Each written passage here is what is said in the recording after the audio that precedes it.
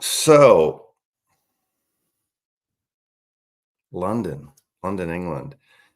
This is going to be a little bit of a free fall. That's Freudian, right? A free form 3 hour tour. And you know what happens when you schedule a 3 hour tour? Just calamity happens. But I'm doing this because those of you who are watching, I think a good percentage of the people here already are regular viewers of Rachel's Ghost. Now, Rachel is that British Columbian person who hosts a daily free-form, MAGA-tinged music live stream. And the irony is, or the interesting thing is, Rachel and I have become very good friends.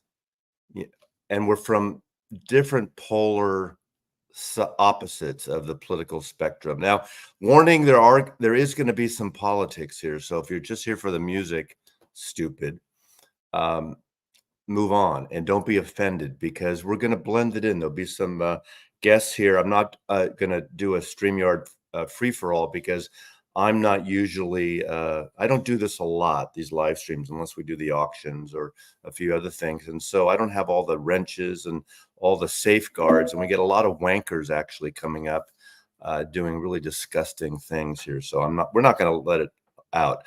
I have a few gatekeepers that have the link. And so you have to figure out who they are and reach out to them if you want to come up later.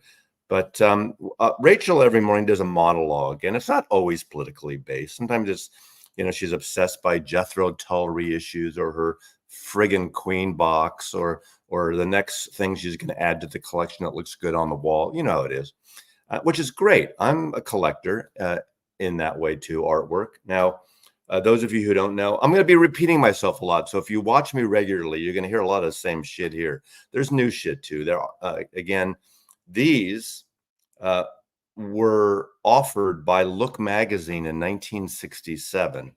The cover of Look magazine was the John Lennon one right there. Now, yes, people's heads explode when they come over because they're not in the John, Paul, George, and Ringo order, as you can see. I like to shake it up a little bit. But for $6.50, you could send away for these in 1967 from that Look magazine, including a long black and white poster, which I no longer have. These are the copies that I sent away for in 1967. So that's the background here. Now, again, I'm going to repeat a lot because people are kind of floating in little by little. This is my first and only morning live stream. Rachel is on vacation. She's on a road trip today. She does the morning stream, which has, great musical content, laughs. It's the morning zoo. So if you're one that's offended by politics or some profanities, this is not the place for you to be. It should be an 18-year-old. In fact, I always click that 18-year-old box on all my videos. But it's up to you. And if you're a good parent, it's up to you to decide what your kids are watching. And if Mazzy is appropriate for them, fine. If not, fine too. So I will try to look at the peanut gallery, but it might be a little bit of a, I'm not used to going back and forth here without any help. I don't have a producer here on set like Rachel does. But anyway, so obviously my politics are somewhat liberal. Somewhat is the key word. But I want to open up a little bit because I like to talk about art. Again, those of you who followed me know that art is important. So I want to talk about art and image and promotion and marketing. It all relates to album covers and everything. And I want to talk about a guy to begin with before we get into the meat and the fun stuff, the funny stuff.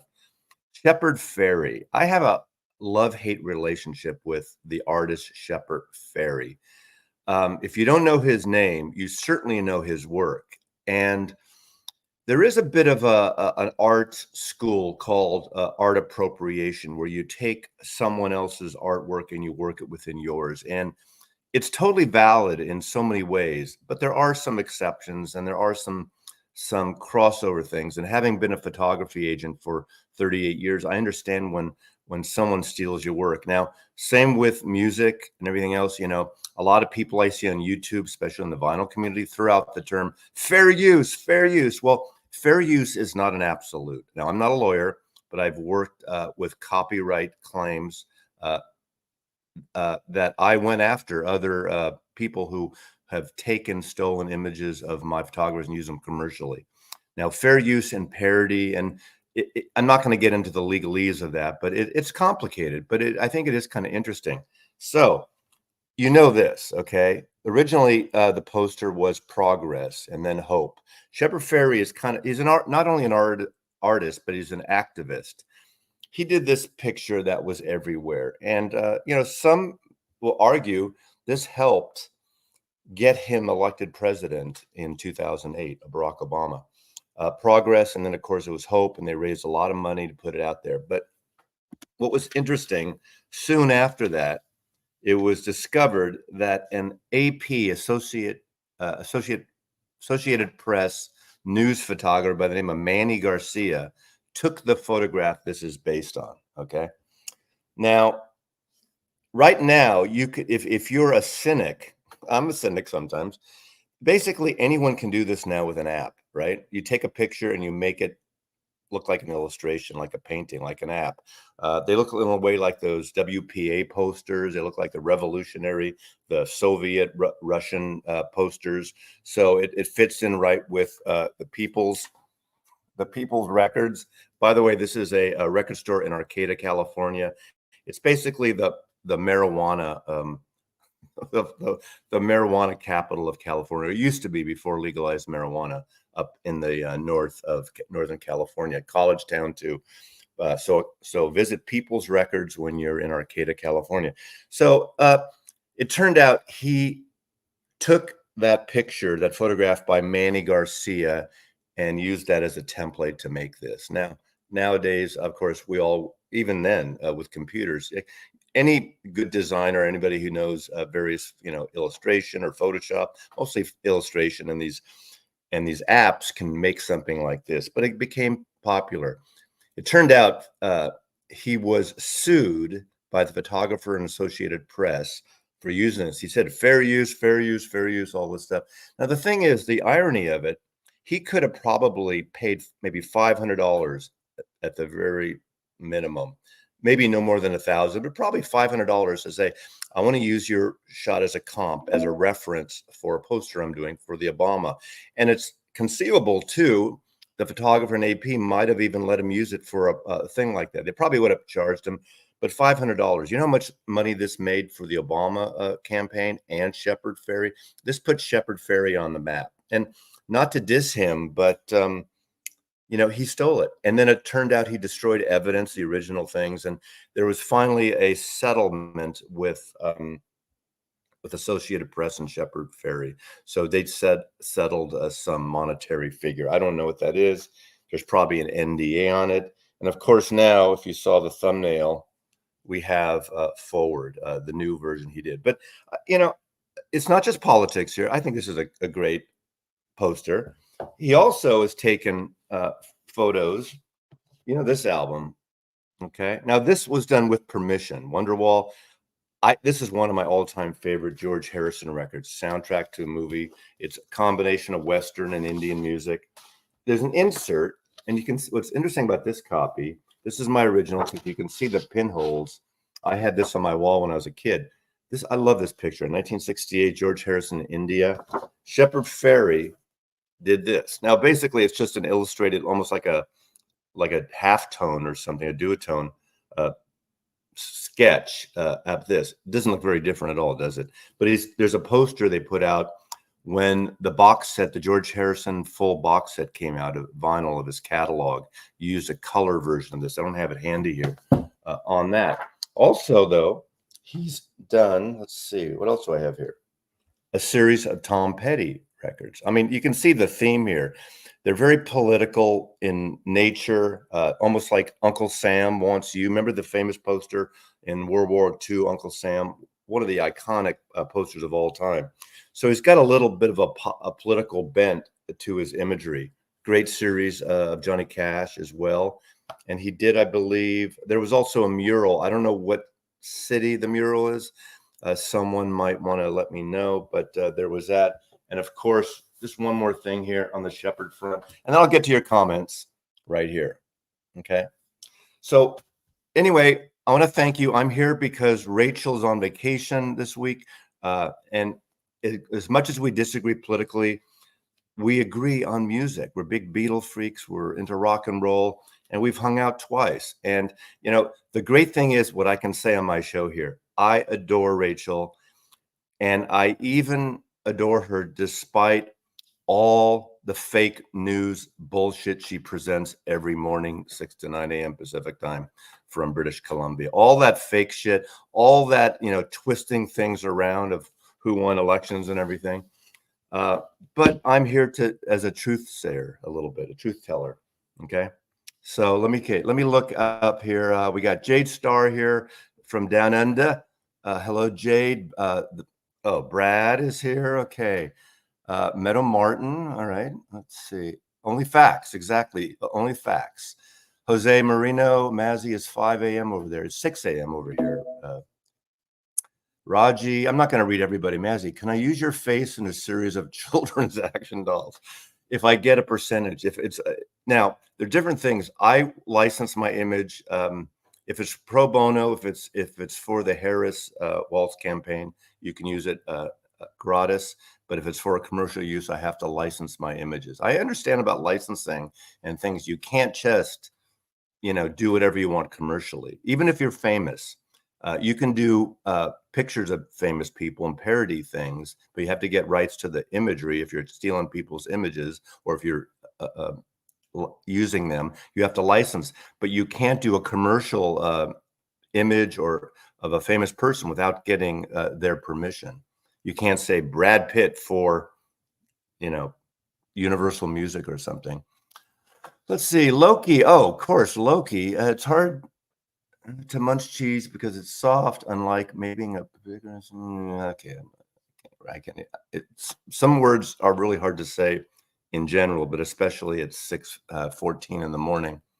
Easy now. Brad is about to break the Richie threshold. Where are we? 170. Hey, not bad for an amateur, right? 170 people watching. Yeah, fair use is flimsy at best. There are some things. Okay, let's talk. I love talking about photography, art, and the legal side of the copyright. You know that famous picture. Annie Leibovitz took a picture of Demi Moore for Vanity Fair, beautiful portrait. And I like the work of Annie Leibovitz, but a beautiful portrait of Demi Moore pregnant nude profile. You've probably seen it. And then when I don't know which Naked Gun movie, there was a parody of that of Leslie Nielsen pregnant naked. And Annie and her agency sued the studio. They ended up losing because that is considered parody. It was a definite parody thing. So and they didn't use Annie's photograph. It's a different thing. It's like all the Sgt. Pepper parodies. And, there's been a lot of parodies out there, a lot of plagiarism. And I know, I know some people say, oh, God, they should just give it away. How Paul McCartney doesn't need any more money and everything. I'm one that believes copyright should at least allow the artist to leave that legacy and that music, if they own it, to their parents, maybe to their children, excuse me, maybe one generation or two generations. And I know the whole thing, but it's Mickey Mouse is our music. That's another story, Disney. I won't get into that. But the Beatles are us. We kind of supported the Beatles. They gave to us. Why should they, get so rich on it and everything? I think an artist should allow to leave it. It's like leaving, your house to your kids, or leaving, your record collection to your kids or something. You create that music. If you own the publishing, don't get rid of your publishing, kids, if you're a musician. Okay.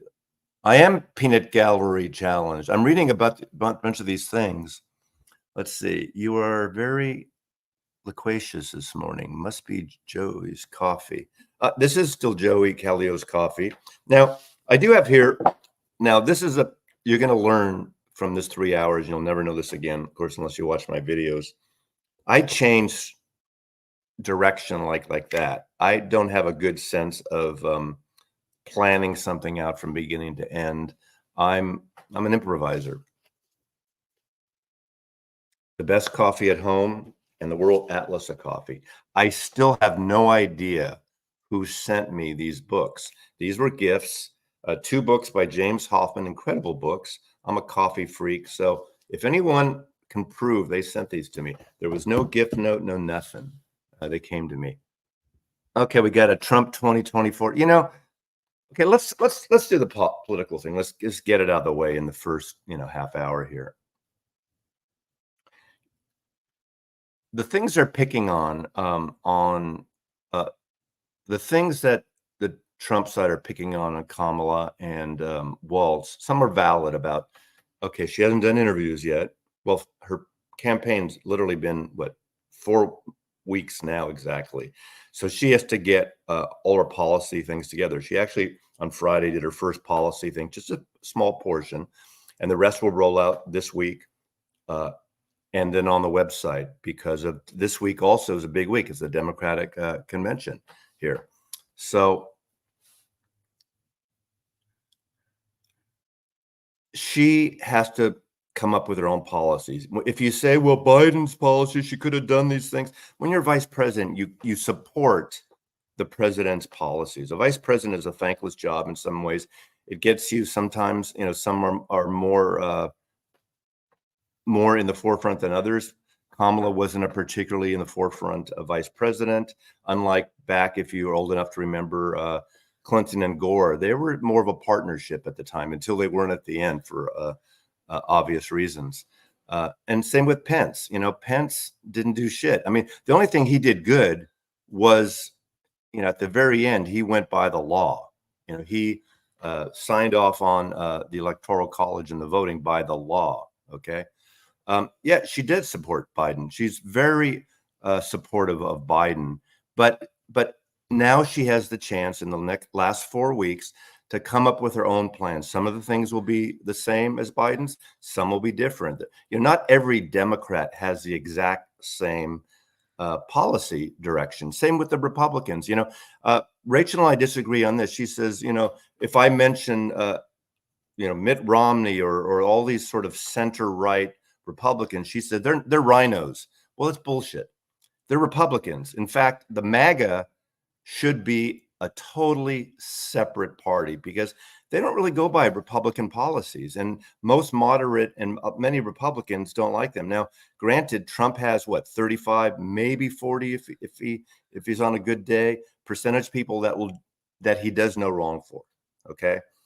But there's that 7 to 8% independent streak of voters that didn't like Biden, didn't like Obama.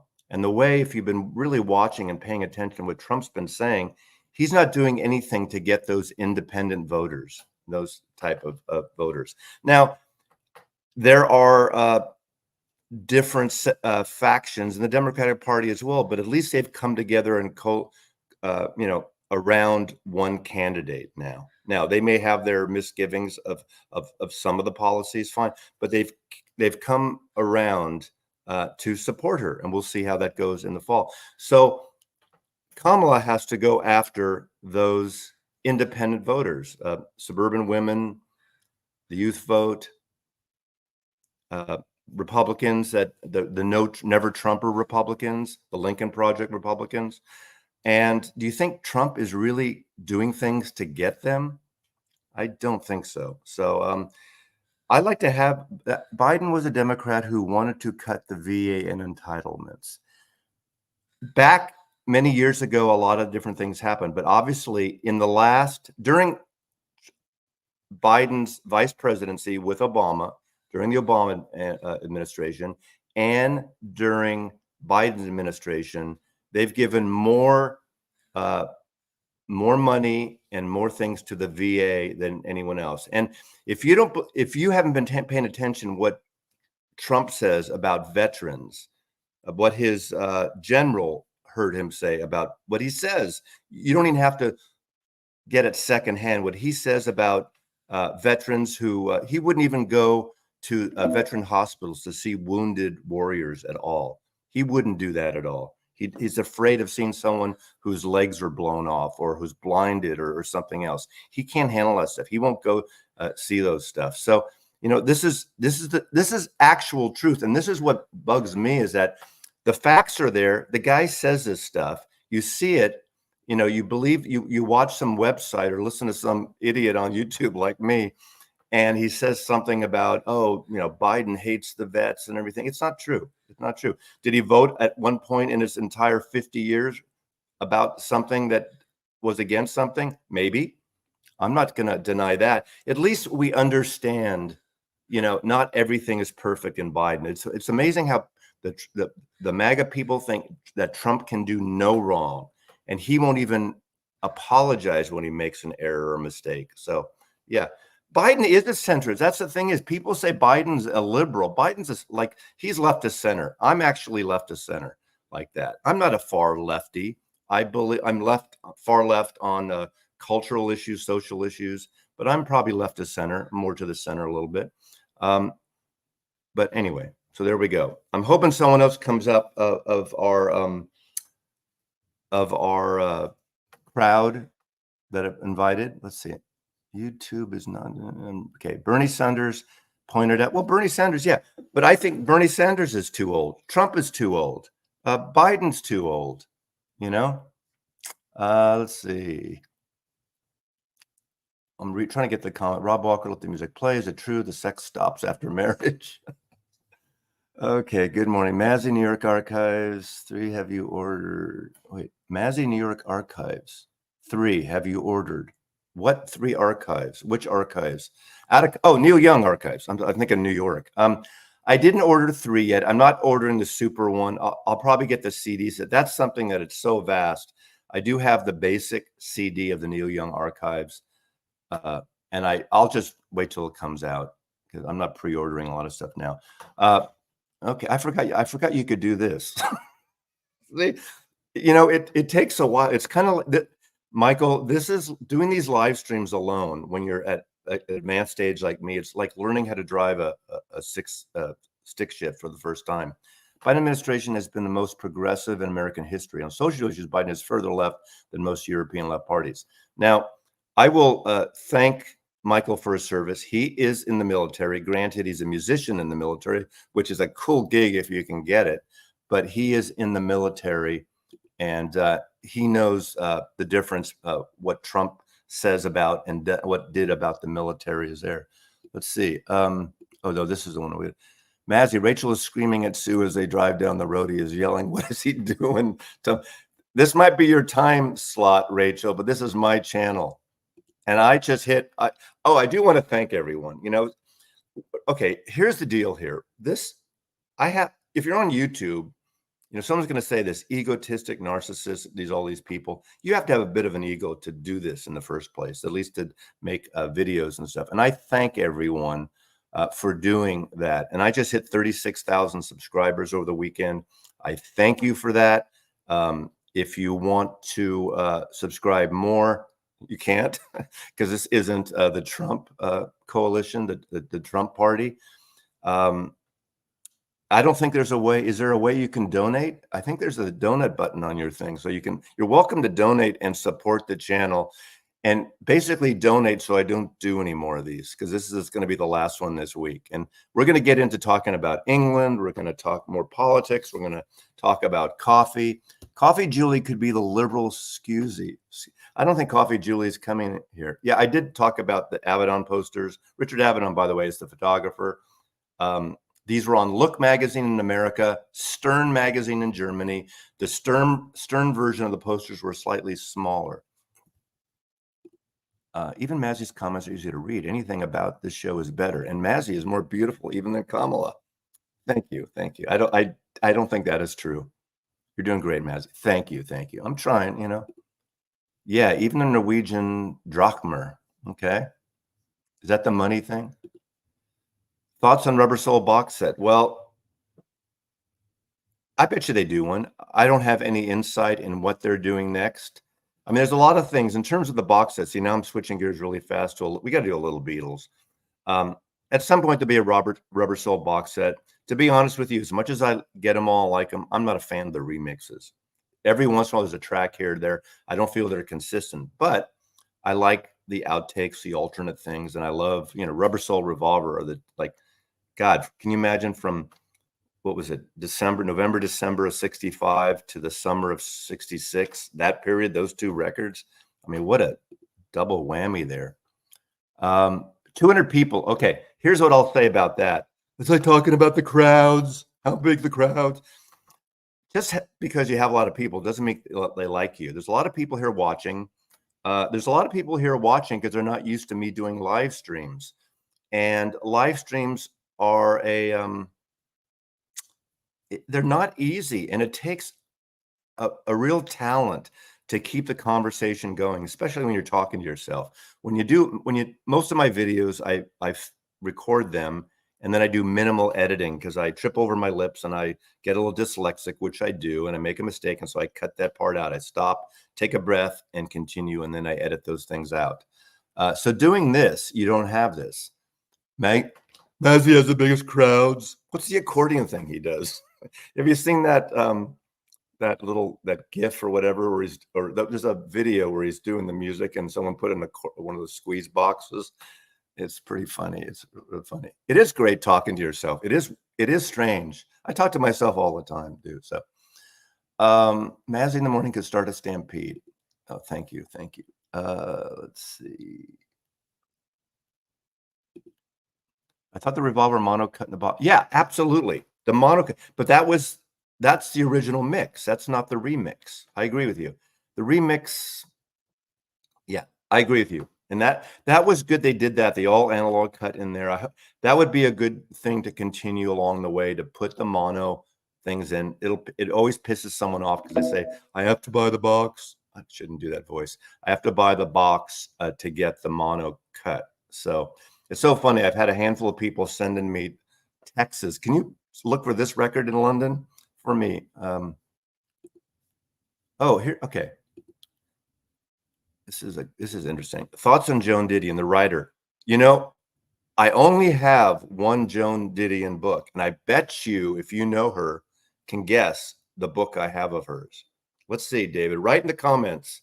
What's the title of the book that Mazzy would own by Joan Didion? Anybody? Phil Donahue has passed. Alain Delon has passed. The great French actor who played the first Tom Ripley in 1960. Purple Noon, The White Album, exactly. Joan Didion had an album called The White Album. Of course, I had to get it from my Beatle book collection because it's called The White Album, not Didion's Bible. The White Album, exactly. Thank you, Chauncey. Wow, we have 224 people watching. I'm verklempt. You know, verklempt. It's what us liberal, not just the liberal Jewish people. It's your tight inside. Oh my God, I'm verklempt. It's not good to try to describe a word using the word. So emotional. I'm touched. Kamala's a member of the VC. Will you invite her on your morning? Oh, if Kamala Harris wants to ever talk music, and she has some pretty interesting taste. That one, is it not Joe Henderson? What's the album she showed in the video that everyone's replaced? I've never heard that album. I've seen it, but I've never heard it. It's not Joe Henderson. Someone's going to put it in here. I'm guessing someone else will. Oh, okay, Jade. Yeah, I'm being very particular here, and see, do two things at once. Two donos today. You must talk about do I have donos? I didn't see donos. Did someone don't make a donation? I can't see. Oh, I'm sorry. Loki Tio, thank you so much. Is that $2.49? Is that about 60 cents in American money? I'd really appreciate that. Where's the other one? I don't. Oh, Jade, thank you so much. I'm sorry. It's hard to kind of do this. Okay, David and other MAGA brains here. Let me get something here.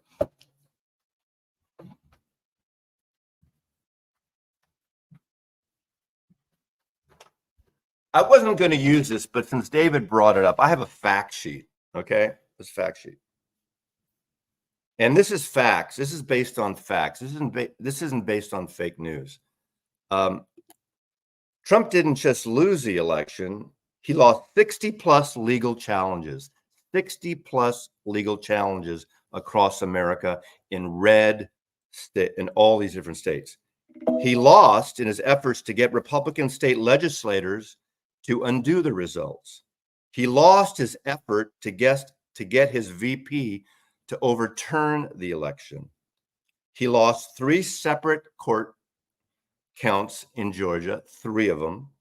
He lost an audit conducted by his allies in Arizona after Arizona did 3 recounts.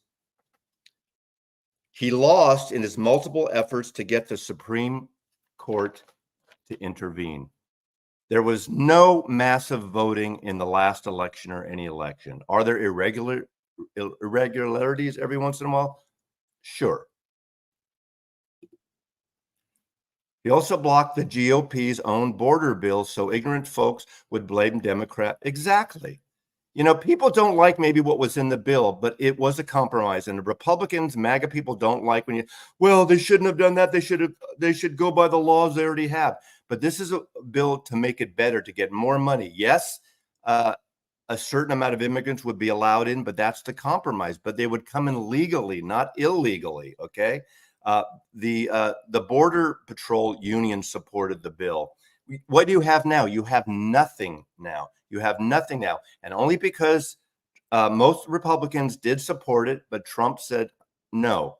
You know, and he's not even in it, but, you know, as the de facto Republican leader, he said no. So they, yeah, I think he's going to lose. And so they voted it down. They wouldn't, you know, vote for it because of that, because he didn't want a win. He saw it as a win in Biden. That's, to me, that's the biggest mistake of Trump. He doesn't care about you. He doesn't care about Americans. He cares about his win himself. He doesn't care about what's best for America. Okay. There should be a 10 parties. Yeah. Yeah. Okay.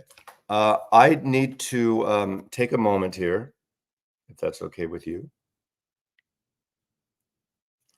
Let's see. Instagram. I'm not posting a link publicly because we've had trouble. Okay.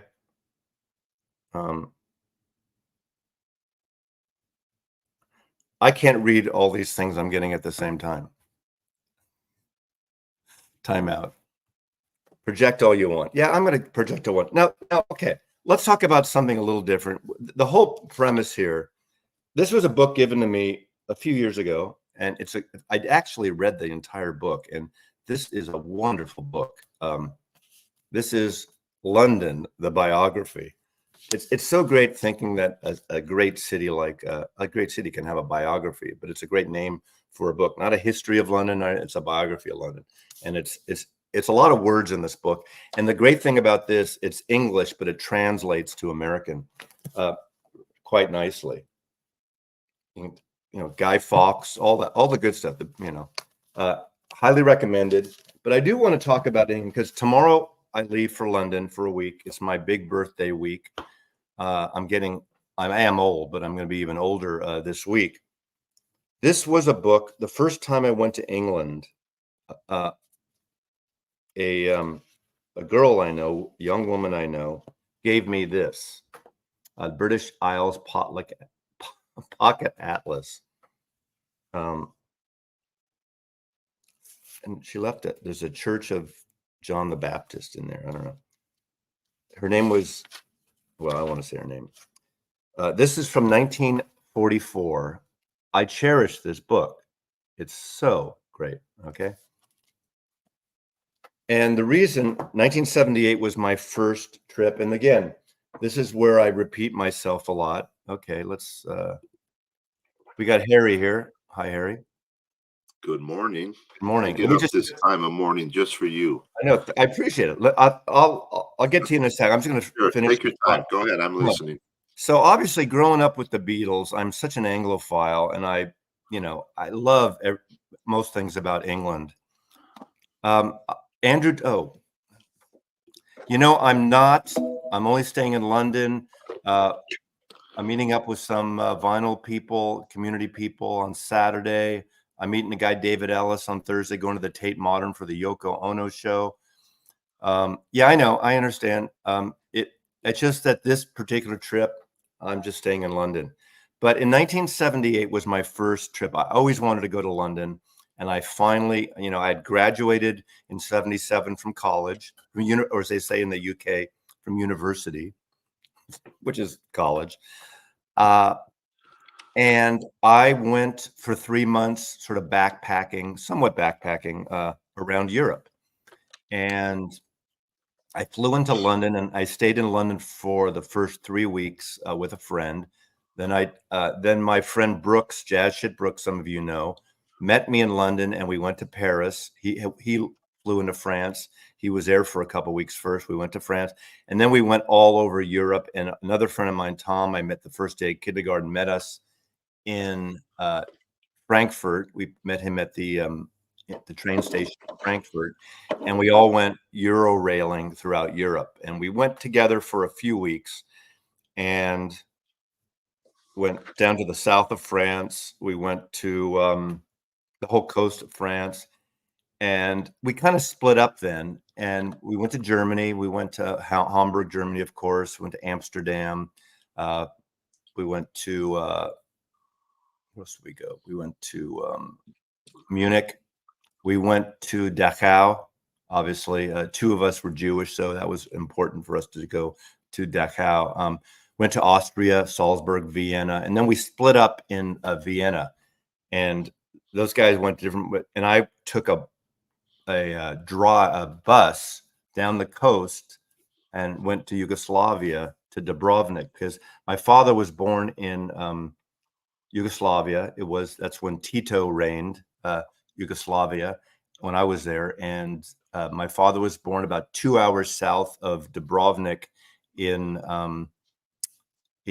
Kotor, which is a fjord just about 2 hours south. So my dad hadn't been there since he was 10 years old. So I surprised and took a picture of the place, this old ancient city, just beautiful. And Dubrovnik was beautiful. And at that point, 1978, a lot of Westerners weren't going to Yugoslavia. The Europeans knew what great coastline it has. And then I went to Italy. I met up Brooks again in Rome. We went all through Rome and Italy and Florence and Vienna. And I loved Italy. I'm a big fan of art and the cultural side, even the religious, going to the Vatican. I saw Pope Paul. It's before John Paul, and before there's a couple popes died in 70 later that year, or 79, I guess.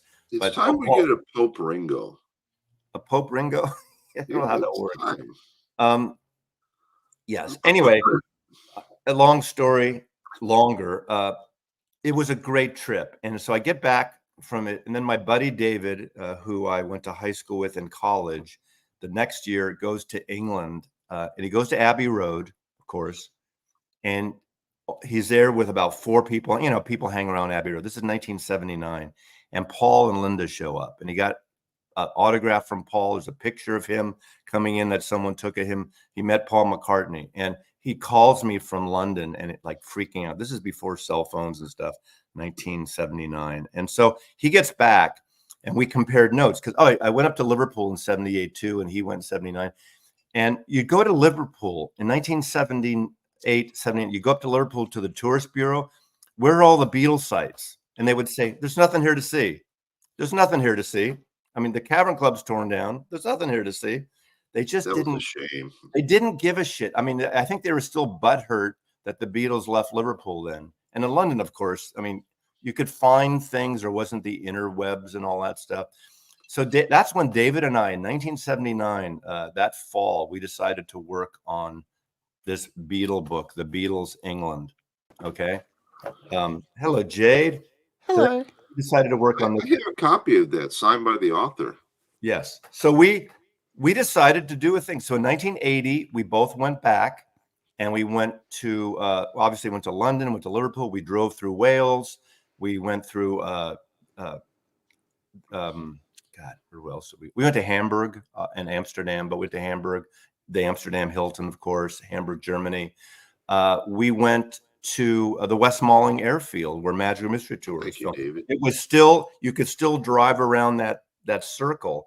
If you've seen Magical Mystery Tour where they're driving the bus and the Mini Cooper, we went there. All these places existed then, except the cavern had been torn down. It was a parking lot, had been rebuilt that, and we decided to do this, and we started working on it. We started sending letters to publishers, and of course, no, is blah blah blah. And then, obviously, December 1980, John dies, and we put the book off. Because it wasn't about the solo years, it was about the Beatles. But it just seemed really strange. So we put 6 months. We stopped. We started up again. Anyway, it turns out got it published in 1982. Columbus Doubleday did a British edition. Sony Music did a Japanese edition. A quality paperback book. We sold 50,000 of these, which, it's not because of Bacon and Maslow. It's because it's a Beatle thing. And when I went with, the first time I went on Richard Porter's walking tour of London, which I highly suggest. And he does the same shtick, and he's got his little shtick, but it's really kind of worth doing. You end up at Abbey Road, and Richard Porter has some pre-cancer things right now. So I hope I'm going to probably maybe go on his tour again, even though I've done it many times now, Sunday.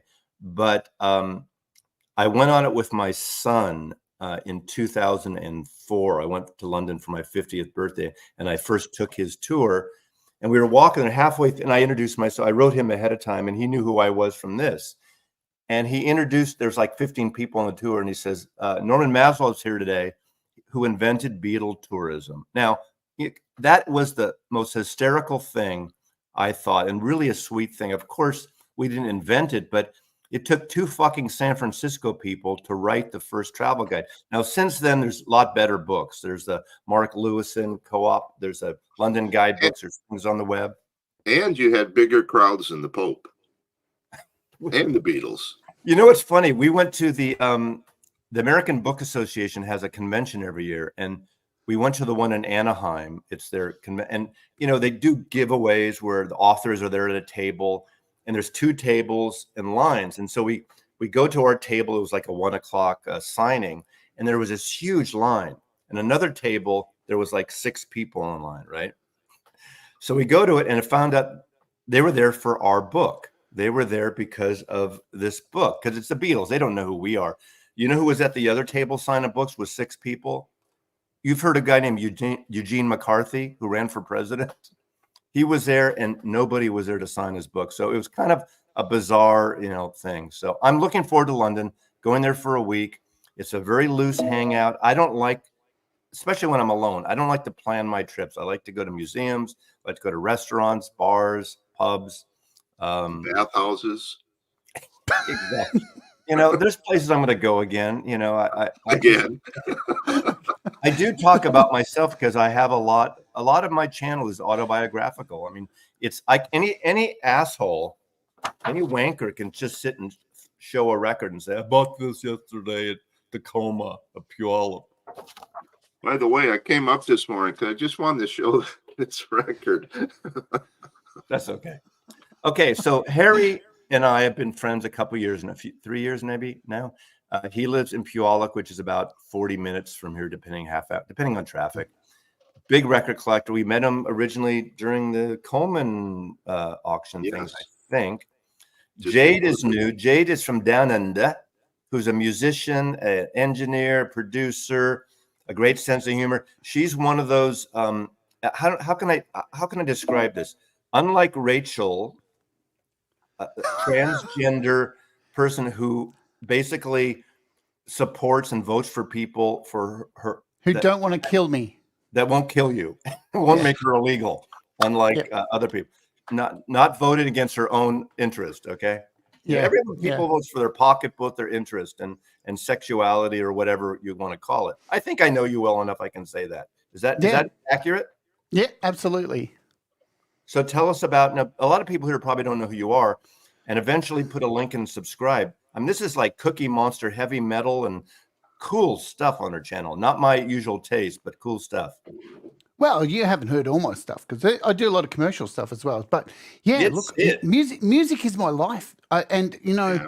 the politics stuff is really hard because I'm involved in it. I watch it because I lived in America. I love America so much, and it's interesting. I have so many friends there, so I follow it every day, and it just is heartbreaking to see how much hatred there is. Like that's the thing. I don't give a shit about Trump. He's a fuckwit before he became a politician. What he's done in politics is, he's done worse before. So, and I think I don't want to name call and I don't want to get sucked into that stuff. I did all that when he first got elected. I went on that train. I went bananas. He was in my head. He was in my head, everything, because he was everywhere, because he just sucks the air out of everything, you know what I mean? And now I really love what's happening over there, seeing that they're going with this neighborly word over socialism. They're going with this weirdo instead of Nazi, because it's better. It's just fight evil with positivity, and it's just the best way to win. And they just look stupid at the moment because all he's got is, "You're an idiot. I've got a stupid name for you." Like it's I'm so much childish. better looking than they are. Is that what it looks like outside What the of hell? America? Is that what it looks like to people outside of America? It looks like an immature child who shit his nappy and won't let anybody change it. Yeah. That's what it looks Now like. the thing is, I have no problem. Argue policy if you don't like, her pro-choice stand or her tax policies or something else. But the thing that's bullshit now. Now it's all about communist, socialist, commie bullshit, which is not even accurate, not even close. No, Okay. I know. Um, Who would have thought healthcare is something evil? When I was in America, I had a friend who blew out her knee, couldn't afford to go to hospital. I literally watched her with a pocket knife cutting into her own leg. ooh. Just like, The thing is, what? last time Trump said he was going to make Obamacare illegal and replace it, but he never came up in 4 years. He never brought about a policy that would be good to replace it. I mean, if you have something better, now it was hard enough to get Obamacare, the ACA. Yeah. It's not perfect. It was a people like here don't want to compromise anymore. I'll compromise, like the border bill. It's a compromise thing.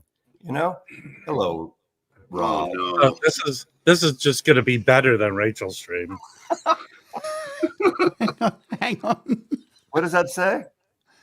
Make America great again. Oh, it does say What a that. great slogan. Yeah, yeah. Okay, hold on a second. I Well, think it was. I think it was originally from. Yeah, Ronald Reagan. That's that. It's a Ronald. He even stole that from Ronald Reagan. It's nothing Yeah. original about him. It's Yeah. vile. Yeah. Come up with policies. Don't just say you hate Well, something see, here, and don't come up with anything about something else. Jade, Yes. I hated him historically, but there is one thing I'd point out. We used to have a professional football league that tried to challenge the NFL here called the USFL. He was an Yes. owner of a team. I He remember. single-handedly ruined that league and made it go out of business. Yeah. It had footing, like it could have competed very well, and he ruined it. Yeah, He's just he's a septic Midas. Everything he touches turns to shit. Now, I will say this. I understand that people have been angry. They're angry now for this or anything. They hate, the pandemic. The pandemic, obviously, all of us, once in a lifetime thing, was fucked up.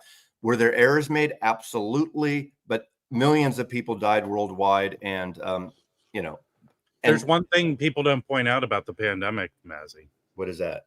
More Businesses that were horrible anyway. It just made them fail quicker. Yeah. But they're like, as someone who worked in the movie industry and knows a lot about movie theater chains, they're a horribly run business. It's all about the popcorn. No, but if they were a strong business, it wasn't like historically, let's say a movie made $200 million. That was like 15 million people seeing it. Not everyone went to movie theaters to see movies, right? But that I can tell you in lots of ways how horribly run. When they would build multiplexes, they would build 20 screens. Right. They can't. The business can't sustain 20 screens. They can't. It You know, can Well, sustain. wait, doesn't it make sense to have 20 screens in one building instead of one screen? No, because that Or doesn't. 5 screens, maybe? Harry, you ran a business. It's not like they own the land. It's Yeah. not like the theaters own the land and they own the building. They take loans out to do all that stuff. Yeah. So the square Wouldn't they have footage, more movie customers theaters, with more options? no, movie theater is still about a square footage business. It's a business. It's a brick and mortar business. When a new movie comes out, typically on a weekend, maybe 3 new movies come out in a mainstream wide way. 2 of them are going to take over the 4 biggest houses and make money for the theater. All the other theaters are barely full. No one's in them. Some empty. They're not making money for them in the square footage way. It's a bad theory of a business. There should really be no more than 6 or 7 screens at a movie theater. There really shouldn't be. And we're not in it. That's what I'm saying. If you got 4, you get, Well, 4 options. for You your want demand. You want demand. right. How many? Like that's the thing. Do you remember when you were a kid and you went to a theater and the movie was sold out? What did you Had do? to line up. Return of the Jedi. When I saw that, the queue went 4 blocks. You know. You went to another movie maybe, David. or you bought tickets for a later show. That doesn't Yeah, happen. but you know, when you have part a of it too money is they You know, shot themselves in the foot with if shitty people, popcorn. The popcorn is like $15 for a buck. It costs you $30. Yeah, but even back in the day, they do make all their money on concessions. It's a 500% markup or whatever. Yeah. They split typically with the ticket sales. It was a 50-50 split. Sometimes they would negotiate a term where the studios would get 60-40 or something like that. So I used to go to the movie, and if it was like for Bullet, I sat through Bullet like 3 times to see the chase scene. They didn't Yeah. make you leave the theater, you know. You know, again, going back to the pandemic and inflation, is that, you know, inflation's fucked. In our lifetime, it's happened what, 8 times or something in my lifetime. It comes around every dozen years or whatever.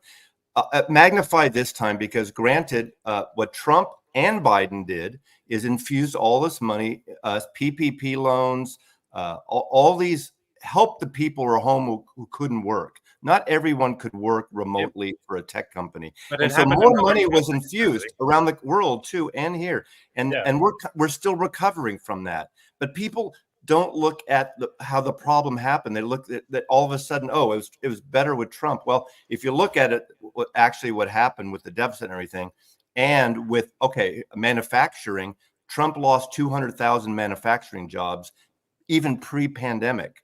800,000 have been created in Biden's term. All that stuff doesn't matter. Look at the facts. You look at actual factual things, you know, and yes, things are expensive now. Gas is more, but we're pumping more gas than we ever. But Mazzy, all this stuff you're saying doesn't matter. Here's the problem. Well, it matters, but they don't care. The problem that made him the president, or the issue that what made him the president, were people that didn't really participate in our process, in our democratic process. Yep. It's the people who don't vote. You keep saying all this stuff. No one has the true ability to convince someone who doesn't believe what they believe to switch over and think a different way instantly. I don't believe that's correct, Rob. Well, I don't believe you. You know, someone. I'm with Rob on that. When you keep hammering on issues and facts or whatever, it doesn't matter. What made Trump president were people who didn't participate, and now they maybe felt they could have a voice. They're not real participants in the democratic process. These people are not. Typically, maybe 60% of the people eligible to vote would vote. These are part of the people who didn't participate. I don't know. You can't convince people to switch their point of view. Never really had a point of view. Well, I was going to vote for a Democrat, but then when Trump said he's better looking, that kind of made me think twice. No. You know, funny. Do I want a better looking? You know, people like Trump because he shakes things up, but the joke's not. It's like the 6th sequel now. But those are people that live their life based on instant feeling of things. Right. Yeah. And they never felt their voice mattered in this democratic Social process. Security. Huge turnout. I think the internet contributes so much to Donald Trump because we're so brain broken that there's such a negative vibe across the internet. People just want to call names and be horrible, and that's his thing now. That's You, Jade. it's just hey, I'm awful calling names, but not you over know- politics. If you're a fuckwit, you're a fuckwit. Not over politics. I don't care about you know. But historically, people use star power to get into politics. That's my other problem with people. They act like everything that's happening today never ever happened in the history of the world. That's But so to be true. fair, now let's be fair, okay? Because that's one thing we always complain to Rachel about. But let's be fair about this. Biden created a shitload of jobs, but that's because people lost a shitload of jobs during COVID. Sure. So it's not totally. No, but It's kind of like created all these. a few minutes ago, someone said, and Obama did 2 stimulus things, which he did. Remember when we came out of the 2008 crash, or was it 2008? Yeah, they were digging out everything. People, the whole thing. People losing their houses and those bullshit, sketchy loans that people were getting, predatory loans. People were getting, which is a result of Democrats and Republicans. It's not. See, the thing is, I hate to go our side, their side. We don't always think the stink don't shit in all our people. Trump can do no wrong. He won't even apologize. Biden fucks up or Obama does. There's things that Obama did that I thought he could have been more ballsy. I think he should have pushed the fuck through his Supreme Court nominee and just said, fuck it, I'm appointing this guy somehow. And the results will happen later, whatever happens later with the Supreme Court. But just do it. But he was a little too nice on that respect, Well, the Democrats have had a lack of balls forever. Exactly. Yeah, I don't disagree with that. Yeah. I mean, during the pandemic, Australian government gave us so much money. You guys are like talking about one stimulus check. You got Australians here in Victoria, where I am, we got like $1,200 every 2 weeks for 9 months. Wow. And that 9 months, and we were locked down the whole time. $150 US, isn't it? It was incredible how much money they gave us. So that's why everybody bought records and turntables. Yeah, like I built a studio. What is the Australian dollar to the US dollar? What is it? Not good. Probably 60, 70 cents, 69 cents. Yeah, but even there, this is the one thing. The items are priced equivalent. You know what I mean? Everything's really expensive here at the moment. It is. Super expensive. When I visited there, I was surprised. It seemed like everything was 30% more. What's your main industry? Is it just tourism? No. I mean, what's the main industry? In mining. Australia? It's mining. It's mining. Okay. It's minerals. We sell off to all you guys everything to make weapons and horrible stuff, and we just dig giant holes in the ground. That's our economy. Well, how much of Australia is populated? Most of it is not, right? All of the coast. All of the coast. In the center, no one lives in there. Right? And the center, you go out there and you die. Yes. Jade, you make those apocalyptic movies. What's your favorite Crocodile Dundee movie? None of them. The one where he got done for tax. The one where he got done for tax evasion. That was my favorite one. Well, actually, a friend of mine produced the third one, which took place in LA. That's where he lives now. Okay, my favorite. Terrible. My favorite of the last decade, I don't know, Australian TV show is I forgot the name of it. Is it called Ranked, or it's the guy, that great actor who was in the Baz Luhrmann musical. He was in the Baz, playing the evil guy in the Baz with Nicole Kidman, the Baz Luhrmann musical. He was not Strictly Ballroom, the other one, but that movie, it's Rake. I haven't seen that. God, it's so good. He's a rake. He's like Rake. Anybody watch Rake? What, he's a garden tool. Yeah. Is his wife a hoe? Hey guys, if you were tuning in to watch Mazzy lose it, it's happening right now. Somebody else, Come on, Rob, that was what a do good I eat show. at Outback Steakhouse? Can I answer that?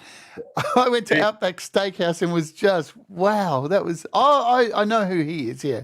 I haven't He's seen that, so though. good. It's an He's- ABC production, I know that. It's Oh, so such a Outback good is show. so salty. You know who's horrible? There's that Australian comedian Chris Lilly. That guy's not funny. No, I know he's not funny. Do you know How who is is funny? Jim Jeffries is funny. You know, You know but who's great he's is the American now. In ventriloquist. America, right? He Jim lives in What's her America name? now, yeah. With the puppets, she puts the thing on their mouth and makes them But talk. She's no, hilarious.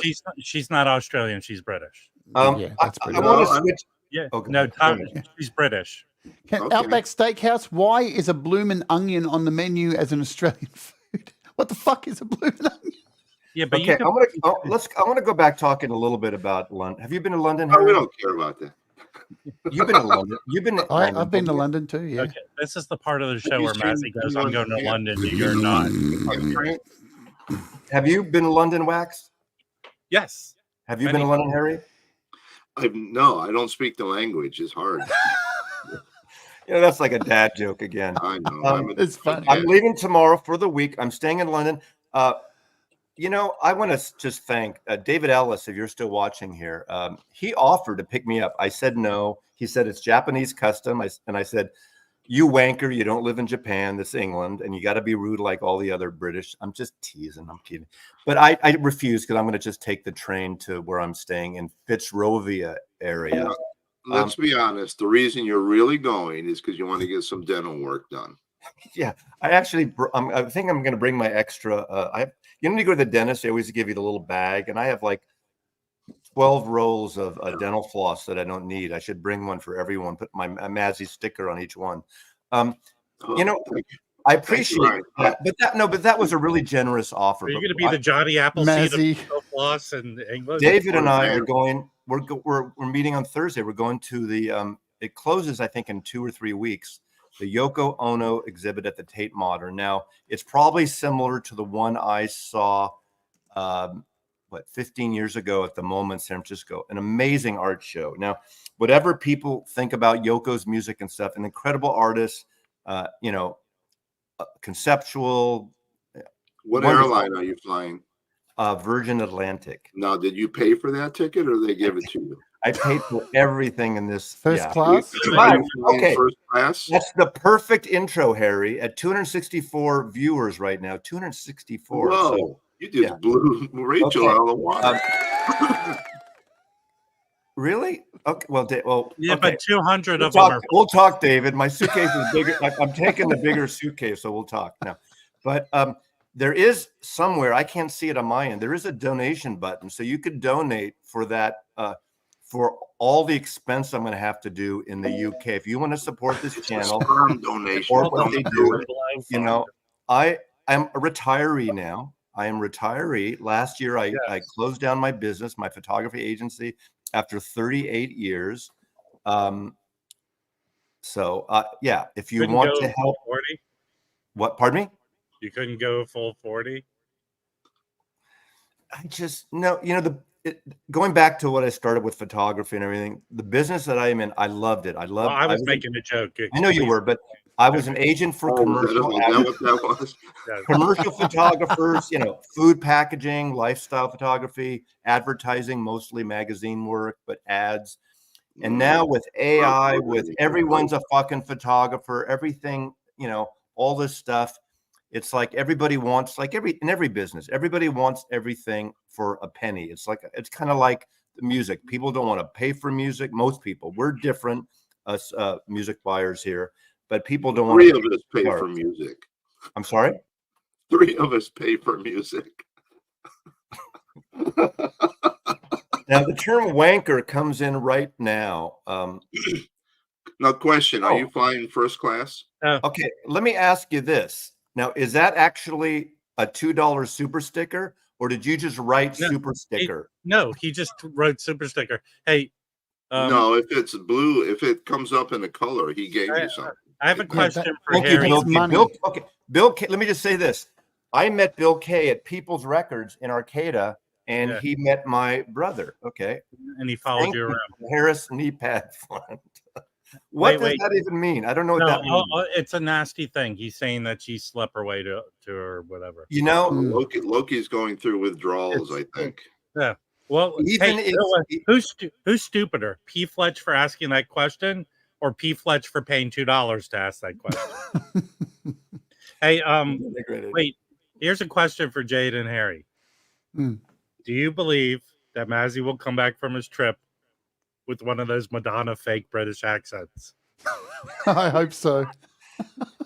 There's going to be a new catchphrase, but we I thought don't you were know gonna what say- it is yet. I thought you were going to say, is he going to come back in a coffin? oh, Oh, God. Oh, Oh. Well, you were so worried about going there, like with all this I wasn't drama. worried about it. I wasn't. Okay, thank you. no. Now he's really down under. Passive aggressiveness is never a good Okay, now you haven't answered my No. question. Are you flying first class? No. Why not? That's a long flight. You know the You're difference? rich. You know how much more it would be for a first class ticket? No, how much is it? $3,000 more. Wow, Whoa! that's a lot. You could buy like 2 John Lennon Yeah. Wait, You know, but when I first moved here for work, when I was also teaching at the Academy of Art in San Francisco, they would fly me down, put me up in Union Square, and I would teach 2 classes on Tuesday, stay overnight, and I'd next afternoon fly back, and that for 4 years. And it was Virgin America then, which got bought out by Alaska. And I would go every Tuesday morning at like 9. My flight would leave at 10:30. I'd get there at 9:30, sit at the gate. So Virgin America only had 2 stands, unlike Alaska, the big airline then. And they got to know me. So anytime there was a first class seat, they would just give it to me because I was there every week, which was great. I mean, it's an hour and a half, hour and 40-minute flight, but it was really nice getting that perk. They would just, have But me. you gotta wonder, has anyone ever joined the Mile High Club on Virgin Airlines? I don't know. Did Yeah. Mazzy ask you to try to look? Hey, that's No. what your stupid channel's for, Harry, for you to omit these amusing. Hey, I'm the reason there's 263 people. Guys, watching. it's going to London, not Mars. Anyone can get on an airplane and go anywhere in the world. It's not hard. Exactly. Jesus, Jay, that's terrible. Yeah. Okay. No, Thanks, Jade. I just Now, don't. I Mazzy, would know. you give I up your mean, seat so that the everyone's mother and trying to child sit together. everyone's trying to scare you, Mazzy, of all the violence and stuff, and I don't want you to think Yeah, like that because I don't it's get- okay. it's not going to happen. It's not going to You happen. know what? It's not, Okay, you know? here's another burn my ass moment. The flame about that high and stuff is that whenever you read, like if you read the newspaper, the website versions of newspapers and local, and there's some story about, like, for instance, Seattle in a few weeks is opening up this new area from Pike's Market down to the new aquarium on the water line there on the Puget First Sound. Ave. They tore down the viaduct 8 years ago, which was an old freeway, and all the oldies say, "I liked it. Freeway was a great view." Well, you're fucking driving; it's blocking the traffic. Well, it was an earthquake disaster. Yeah, waiting to it's happen. kind of like the double deck freeway in Embarcadero in San Francisco. Ugly shit. The best waterfront, one of the best waterfronts in the world, and it's finally gone. The difference between Seattle and San Francisco, they built a tunnel to replace it, and it's great to go from north to south, south to north. But they have this new aquarium edition, and they're finally not quite finished yet. The waterfront's getting beautified, and there's this beautiful. You can now walk instead of trying to cross the street. This beautiful, gigantic thing to cross over from Pike's Market. So instead of separating the area, it's joining 2 big tourist areas, granted, and a lot of locals go there too. And you look in the comments, "Oh, Seattle's a shithole. You got to trip over a heroin addict, a methanol. It's like homeless." A lot of these people have bitched about that. And there are issues with every major city, as you all know, right? But I wouldn't trade to live in the boonies. I love what a city has to offer. And you guys understand what I'm talking about. Hold on. Matt, that was a good warm up for me, but no one gives a shit about Seattle. I live in LA. That's a better place.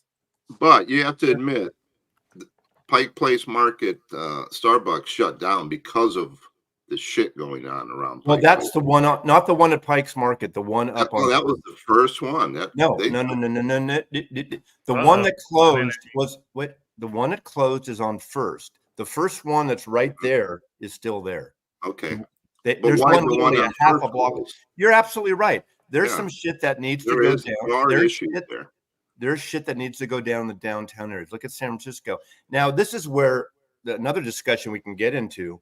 As much as, the pandemic really changed things forever. All these 50% of office buildings are empty at least because people don't go back. So just forget the office work. You want to work at home because you can work on your laptop, all the power to you. But look at the coffee shops, restaurants, dry cleaners, drugstores around where you worked that you supported that can't maintain anymore. Hey, hold Now, on. we're coming up on an election here in Washington. Hey, hold on. Can you highlight Mondo Industries? Can this Mondo Industries guy? He's one of these morons who never goes anywhere. So, hey, hold on. Let me just attack this guy, and then you can go back to your nonsense, Barry. Okay. Listen, you putz. You probably don't go anywhere, and you get all your information from looking at edited TV. Everything you see on the news is constructed for you to see. I live here. I'm not running for my life. I'm not screaming. No one's pounding to get in my door. I have a good life. The weather's great. The food is excellent. And the people are generally nice. So shove it up your butt. Thank you. I mean, this is a good example too. It's more magnified in the cities because there's more fucking people in the cities. Okay. Yeah. You know what? Here's the deal. 80% of the people that live in the US live in major metropolitan areas. You know why they don't live in those small towns? Because they suck and they can't do anything there. Well, it's because that's how it works. You go where the work is. I mean, there is work. So I've heard LA is a cold place, people wise. Well, that's your problem. You've heard it. I've been LA. I've diagnosed you correctly. I've been LA. Mazzy a donation, please. I've been LA. Yeah, Mondo, if you want to stay here, please donate. If you want to stay here, I've been LA maybe 200 times, and I love LA. The traffic's a shit thing, so you want to stay in your neighborhood. Traffic shit everywhere. Yeah. Well, okay, can I help you? Can I help you out? I have a full-time job, but the schedule I have allows me to drive when there's no traffic. There are parts of time where there are no traffic, and there's parts of time when there is traffic. You life is what you make it. If you want to sit there like this Mondo moron and complain about things you don't know anything about, that's your choice. Or you could actually enjoy your life. That's my point. Now, here's what I was going to say about Washington. I don't like the way things are going. I'm a liberal, but I would be willing to vote for a Republican governor, but they haven't put up a decent candidate. They put up a guy who was convicted of stealing money from his funding, the contributions, his donations. He stole a chair from chair. Who hasn't? He walked out with an office. Who chair. hasn't? The other guy was a total moron. I mean, really, I'm not exaggerating. At least this time they've got a guy who used to be in Congress. He's so, but they've never put up a decent person to run for office. So I'm not going to vote for someone like that just because I want to vote for a Republican. If they put up a decent guy, I would consider it. Hey, can I attack Vinyl Richie because his comparison is for someone I don't even know if he's ever been there. But Vinyl Richie is being like that other moron. San Antonio doesn't have a homeless problem. Yes, they do. Homelessness in San Antonio is almost up 7%. That's a problem. So why don't you worry about where you live? You have enough to complain about almost everything, from what I understand, Vinyl Richie. And stop worrying about a state you have no connection to and don't live in. And that's why I like what Kamala is saying about building 3 million, low-income housing. That's what we need, low-income housing. We don't need investors going in, buying up properties so that they can rent them for, Airbnbs and all. There's no place for people to rent anymore that they can afford. That is another thing. Like, for instance, I'm staying in an Airbnb in London, and as great as that is an issue. You're taking housing off the market. People buying second and third places who have the money, they're renting it so you can't afford it because they're making a shitload. Now, I'm guilty because I'm using the thing. It's fucked up. It's like, as much as we like Uber and Lyft in the cities, look at all those 10,000 people who don't know how to drive around San Francisco that come in every day across the Bay Bridge and the peninsula, causing traffic, don't know where to pull over to let people off out of the line of traffic, and fucked up. So I would gladly go back to taxis and no Airbnb and just hotels and stuff. And I get it. People, it's one thing renting out a room or something in your house a little bit, but if you're taking over a unit that someone can't rent, now I would probably be guilty of that too if I had a second unit in my retirement age to supplement. But people, to me, as far as I'm concerned, Airbnb should only be active if you're living like either on premise. Well, you have like you have another unit in your building, maybe even that. Actually, Not these people that buy up properties, Airbnb them, and are nowhere near it and are just making here money. in Santa Monica, we don't have that. You can't have those short-term things. What they're So doing that in doesn't exist here. Tacoma is they had one street called Hosmer Street where it was the worst part of Tacoma, and it was all motels and hotels, and it was all meth people. They have bought up those hotels. They've shut them down. They've converted them into apartments, and they're turning them into low-income apartments, and it's really cleaned the street up. Perfect. That's the answer. You've got to provide low-income housing. Well, I'm in the neighborhood of those of you know. But a lot of, like here in LA, a lot of homeless, mental disorders. I don't know how you do but that. there's a That's lot the of other thing, homeless closing down mental, housing. places. Well, Jade, I can everybody. tell you this. When I moved to LA, I've always lived in West LA. In West LA and Westwood, there's the Veterans Administration. It's gigantic. And typically when you would see a homeless person, at least in West LA, they were someone who was kicked out of that facility. Yeah. I saw when I was down there, I saw That's what happened here. of They homeless closed them. people. But I thought they were homeless, but they were waiting to get on to one of the game shows. Oh, Right or some shit. I They thought you were closed gonna them all say- down here. I thought you were going to say it was record store day.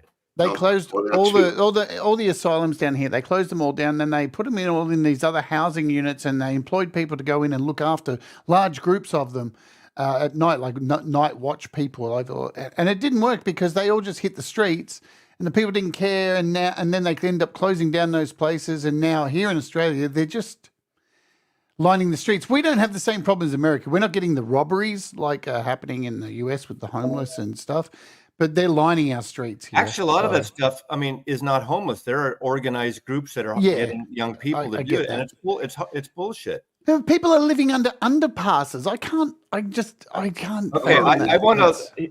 He's going to hang out here. This is infamous Dizzy from the Dizzy record collection that's hanging out, and he lives closer. Hey, Dizzy, when you don't like something, go like this. When you like something, go like this. He lives near Harry. All these 45s I'm working on. Hey, Mondo, I'm gonna start a little vote to have you committed. I think people will agree. Richie, I sent you a link if you're around still. Okay. What's the matter? You want to lose viewers? I really like vinyl. Richie. What's going on with that Beatles collection there, Dizzy? What Beatle collection? Oh. Right. Is that the BC13 box? That's the BC13 box. Hey, Mazzy, when you're over there, I really would. I'm being totally serious. I would like a top loader mono white album. Well, I would too first. I have a top loader. I have a top loader stereo. I tell you what. I told everyone stereo or a mono. If there's something you really want, text me. Because I'm not going to remember. And what I would do if I'm in a place, I'll text you and say, I found this, it's this. And if you say yes, I'll buy it and you pay me back. I want Benny Hill's autograph. Find it for me, please. No. He's dead, isn't he? No. Yeah, but he has written autographs that people will hold, save. Really? Who would have one of those? People who are fans of Benny Hill. Oh, okay. 269 viewers. I'm not used to saying this. Hit the like, hit the subscribe, hit that donation button. Let's bleed this fucking thing because I'm only here for 3 hours and then I'm going to London. You know how much those little drinks are on the airplane? In your box set. No, but seriously, if people I know text me something, because I'll never remember, and I'm not going to start buying left and right shit. I only can bring back so much. So it's exactly that, Brett. But I'm not.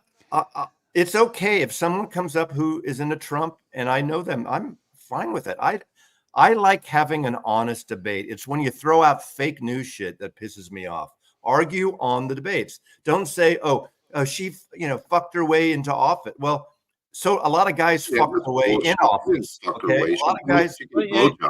Hey, let me help you out, people, with your political debates.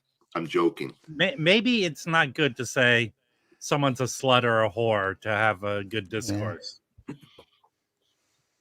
I like. Vinyl Buzz. Wow. He doesn't drink beer, Vinyl Buzz. You got to give him like a 20 so he can get a martini. Okay, that'll get some peanuts. Some people don't know this. I drink beer, but very infrequently, partly because I have the dreaded gout. I do take a med for it, so I can have a beer here and there, no problem. And I'll have one at the pub with the guys in the UK. It's just that I can't drink a lot of beer. Is one of the worst things, and organ meats and stuff. But I haven't had an outbreak in 5 years, so I'm. Final Buzz, you've activated Mazzy's gout by just doing this. Hey, Cheryl. One thing Cheryl I'm most positive of is everyone in the UK will know Mazzy has gout. What? Hey, King, was it Henry VIII had gout? There you go. But it's overweight too, and which is, that's a thing too. Yeah, it depends where you go. I told a story the other night where I went in 2005. So actually, it's been 19 years since I've been to London. I went to the Cream reunion shows at the Royal Albert Hall in 2005. My buddy Ron, and we were in this hotel bar, nice hotel bar, and I ordered a sapphire martini. And back then it was like $15, which is a hotel martini. It's about right. Money, but that's expensive, but it's what a martini in a nice hotel would cost. So he was all fixated. He's a vodka guy on this thing that I'd never heard of, but he got heard about this thing called the Jewel of Russia. Now we can't get it now because of what's going on, but it's a bottle of vodka and it has like the Russian, the cap looks like those Russian temples, And so he orders a Russian, a vodka, a martini using that Jewel of Russia. So we get the bill.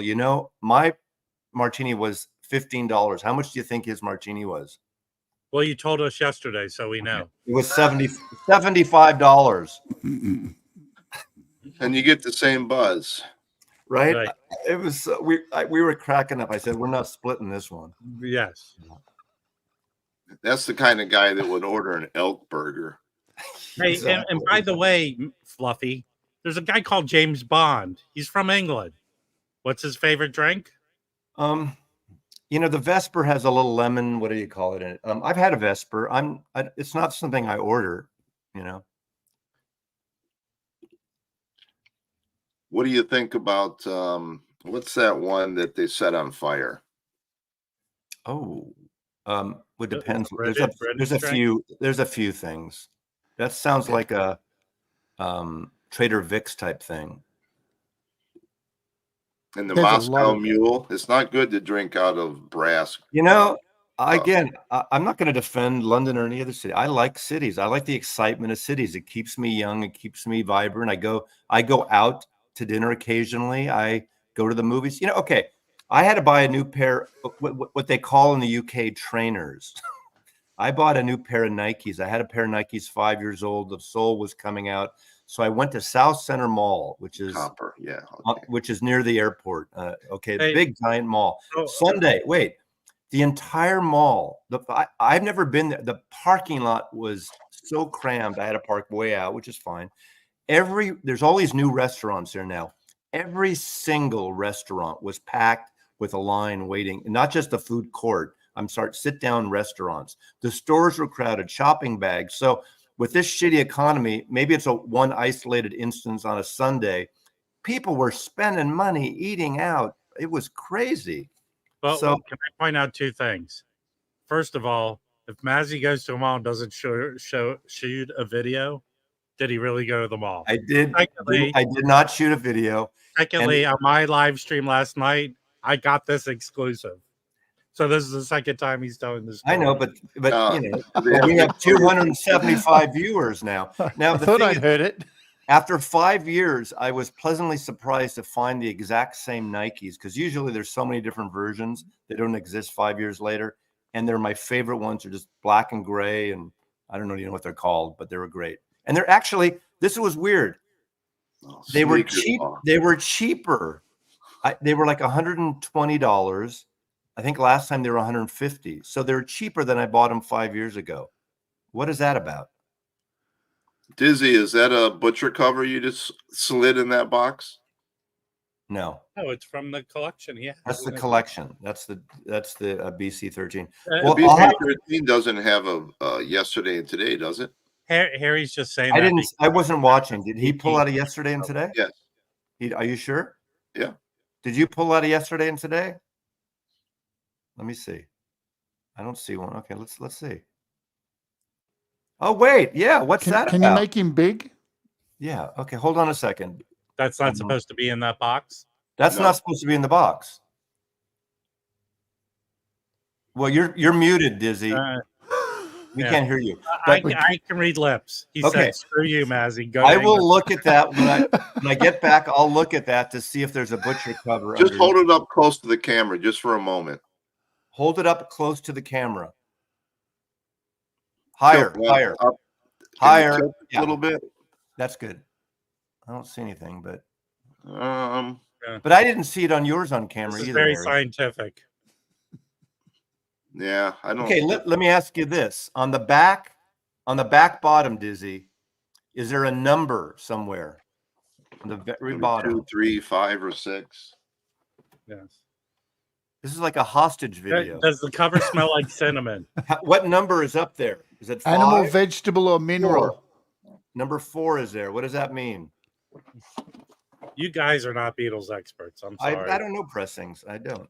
Okay, you can definitely see the dark spot. Okay, to the right there in the white, to the very right off of their bodies. Actually, just rip the cover off. You're right at the trunk. If you see black sort of behind the white a little bit on the cover. On the cover. A little like a shadow. That would be Ringo from the Butcher cover. But I don't think that is, but I'll look when I get it. Yeah, right. Yeah. So someone slipped that record in. It doesn't belong in that box. That's an American issue. Can you pull the record out? Can we see the record? Yes. Oh, that's an early pressing. No, the actual record. Can we see the label? Well, it's going to be a black. It's going to be a swirl. Yeah. Okay. Thank you. Is the Butcher cover not that label? Yeah. Yeah, it is. Okay. But you can definitely see the. Yeah, the shadow. I've seen one before. Yeah, it's you not can hard see to it see right through the paper. Right there.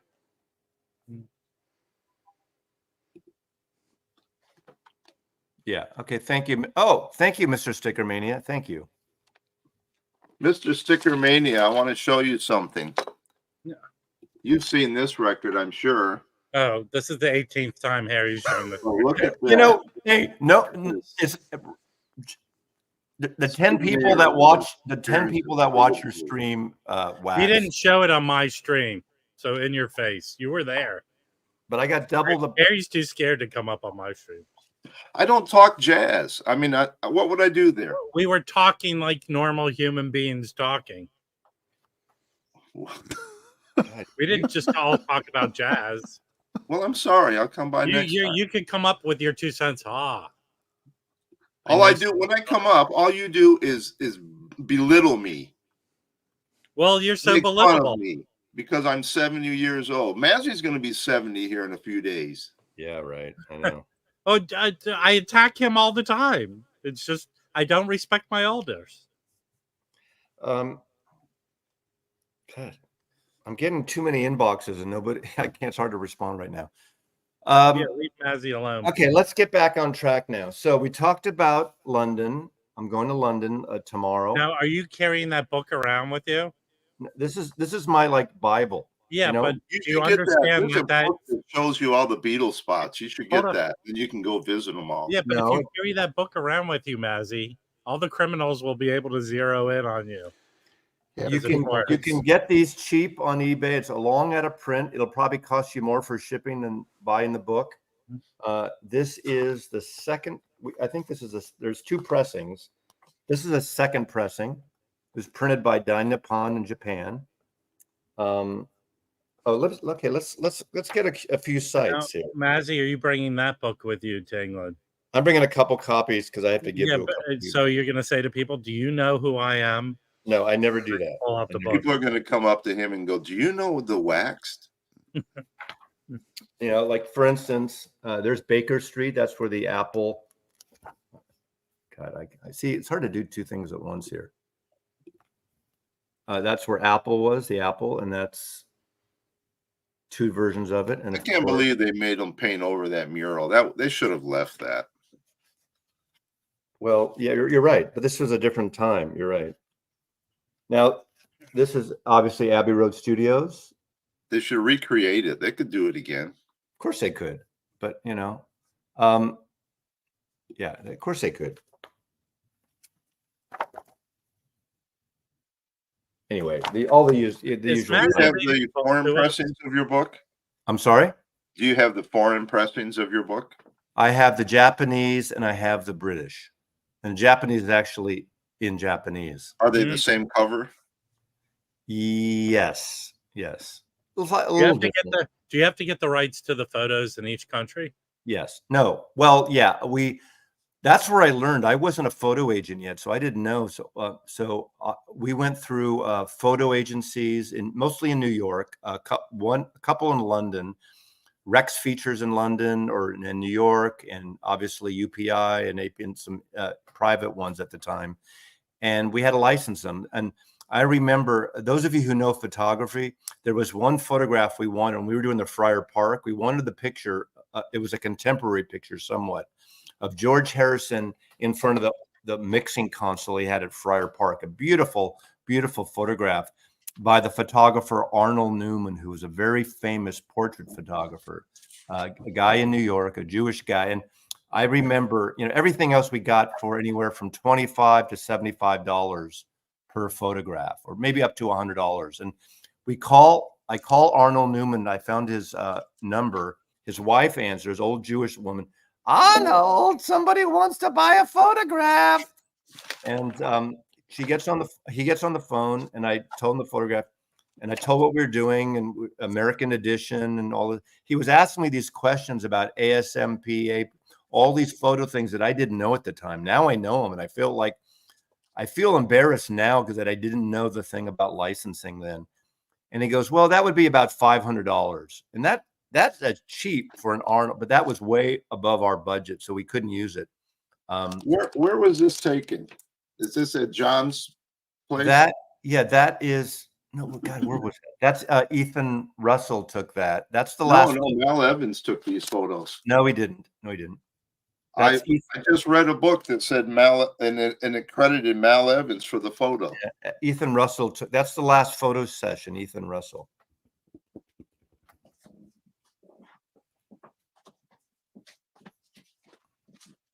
Okay, Harry. Yeah, we talked about Phil Donahue yet. Not fake news. Well, he might have been there with them because that's the last photo session that Ethan Russell. So maybe he tagged along and he snapped that one. But Ethan Russell took all those pictures from the very last photo session of the Beatles. No, I can't do. Thank you, Dana. Do you want to come up, Dana? You have the link, Kimbo. This is a cool cover right there. Yeah. Those are Ethan Russell pictures. I have his book.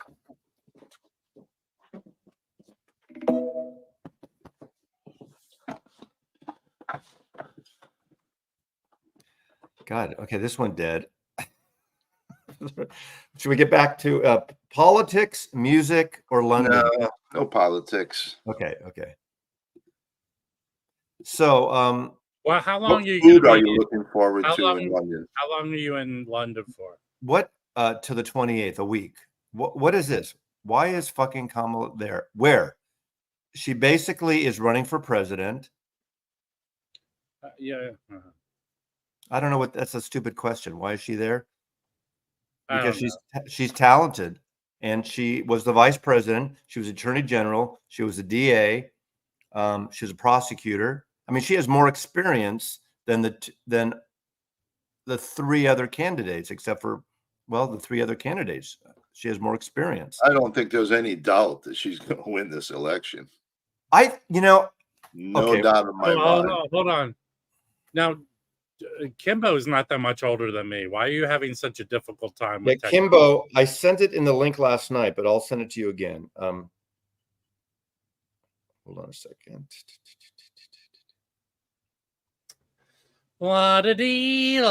There's what's going on, people?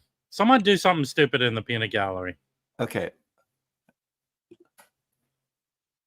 Mazzy, what is limited records? I have no idea. I just fill up what every time I've come How many back. extra bags are you bringing with you? Skeletor bag or whatever I'm it's not called. okay. I I have my carry-on, Your that record purse bag that holds anywhere from 30 to 35. Yeah, I'll take that. I'll take that off your hands, Dizzy. Thanks. No, put that in my pile. You don't even know what record that is. I don't. Next, when I get back, I'll come over and look through that stuff. Can I tell you what that record is, Harry? So you're educated. Okay. Then I can go on your jazz show. So someone wrote a play about jazz heroin addicts, and I think it ran off Broadway. But the play was with real jazz musicians who were heroin addicts. Then there's a film. Someone made a film. Then someone made a film of it. That is the soundtrack to the film. Jackie McLean is in the movie, and he was in the play, and that is a really good record. Freddie Red composed it, so that's the story behind that. Can you show the label, Dizzy? Can you show the label of that record, please? That'll be in the next Dizzy auction. Well, maybe well, that's the back. Can you pull the record out of the slot? Label. The thingy jacket. Try to pick up some more 45s if you can when you're over there. Yeah, help me out with that one there. I would love. That's a good record to have in your collection. Beautiful. Oh yeah. I don't know what he's saying though. Did you read his lips? No, Elliot. I think you're wrong.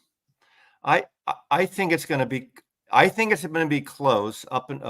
There's not that many stupid people in America. Okay. Hold on. I have a bone to pick with that comment. Harry. Here's how I think. I think we're going to be surprised on the states she actually wins. I think she's going to flip a few states. Yep. And the thing is, right now, like the poll that came out of the southwestern states over the weekend, 2 of them she's up by a good amount. 1 Trump is up. Why does balloons have to be wrong? Because it's his birthday coming up. Can I? Trump is up 1, and they're basically tied with 2 others. All right. Can I be the voice of reason here? And this is before they've even debated. Yeah, but this is all about This is about new voters, non-voters, and undecided people. Totally. Secondly, if she can't get the down ballot, then we're still in trouble. If she can't have both the House and the Senate, well, I don't know what's going to get done. We can't get shit done. Do you think RFK is going to have an effect? No, he's actually having a negative effect.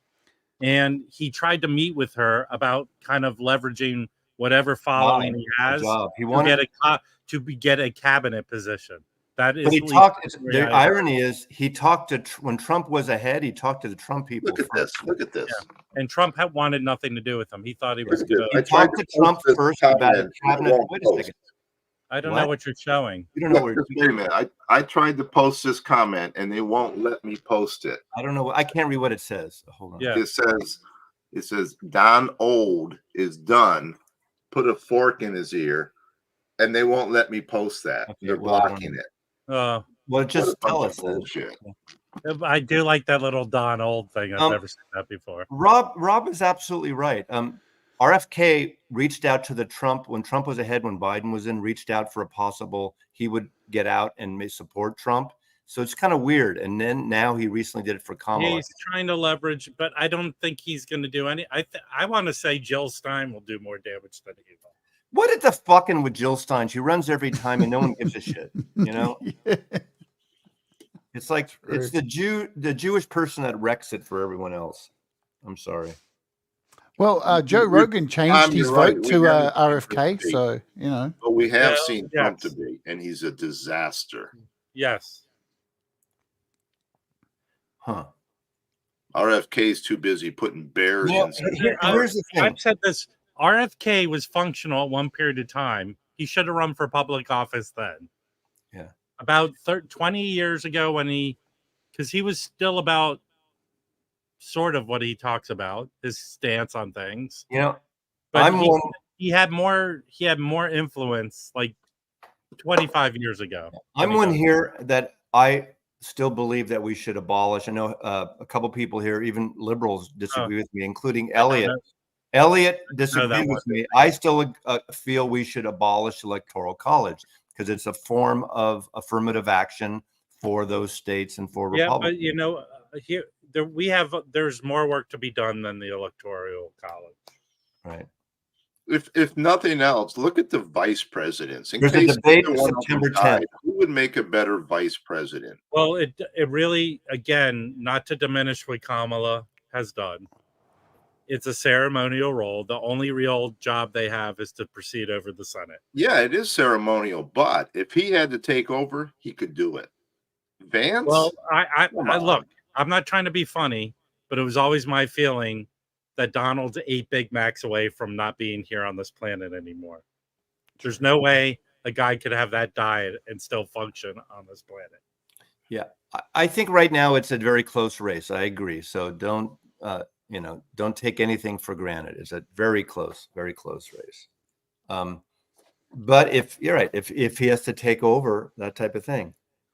We don't have enough mascara in the U.S. The thing is, all the national one of those 4 that doesn't wear makeup. National polls don't matter, but if Trump was ahead in the national polls, he'd be saying, "I'm ahead of the polls." Right now, Harris is ahead in every national poll. As someone who's worked for a company, I used to work for Ipsos. Ipsos is one of the major market research companies in the world. And they conduct a lot of political polling. Here's the problem with polling. Getting the people you want to take the poll. It is very hard, especially today. No one's ever asked me. Well, typically the way they used to do poll, they conduct polls in many different ways, but probably primarily online.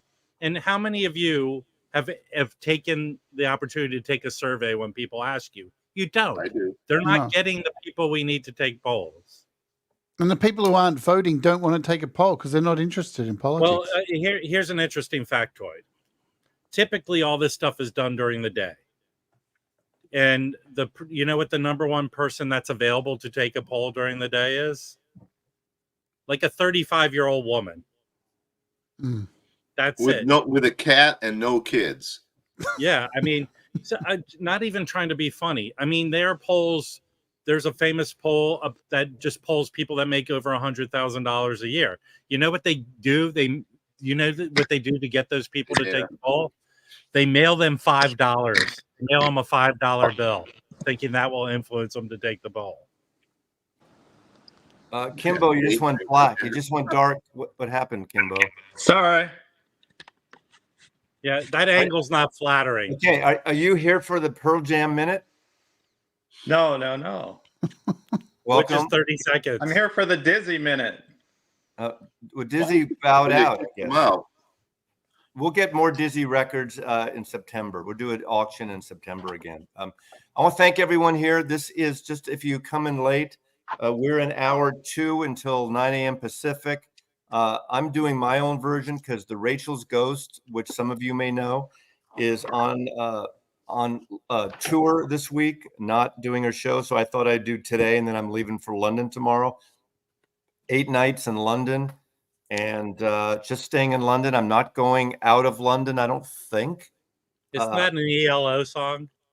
Out of London? 8 nights in I London. could get on the train and go to Friar Park, but I don't think I'm going to do that again. this time. Okay, Mazzy. Yes. Number one thing you want to do when you're in London besides the stuff you plan. Okay, well, here's what I'd like to do, and it hasn't panned out. And I've asked a couple people who know someone who knows someone who knows someone. I wanted to have a private tour of inside Abbey Road Studios. I've never been inside Abbey Road Studios. If anyone has a connection, reach out to me and they can get me in either Friday, Monday, or Tuesday. This Friday, Monday, or Tuesday would be, obviously weekends would be fine, or Sunday, but I'm sure Sunday's not good.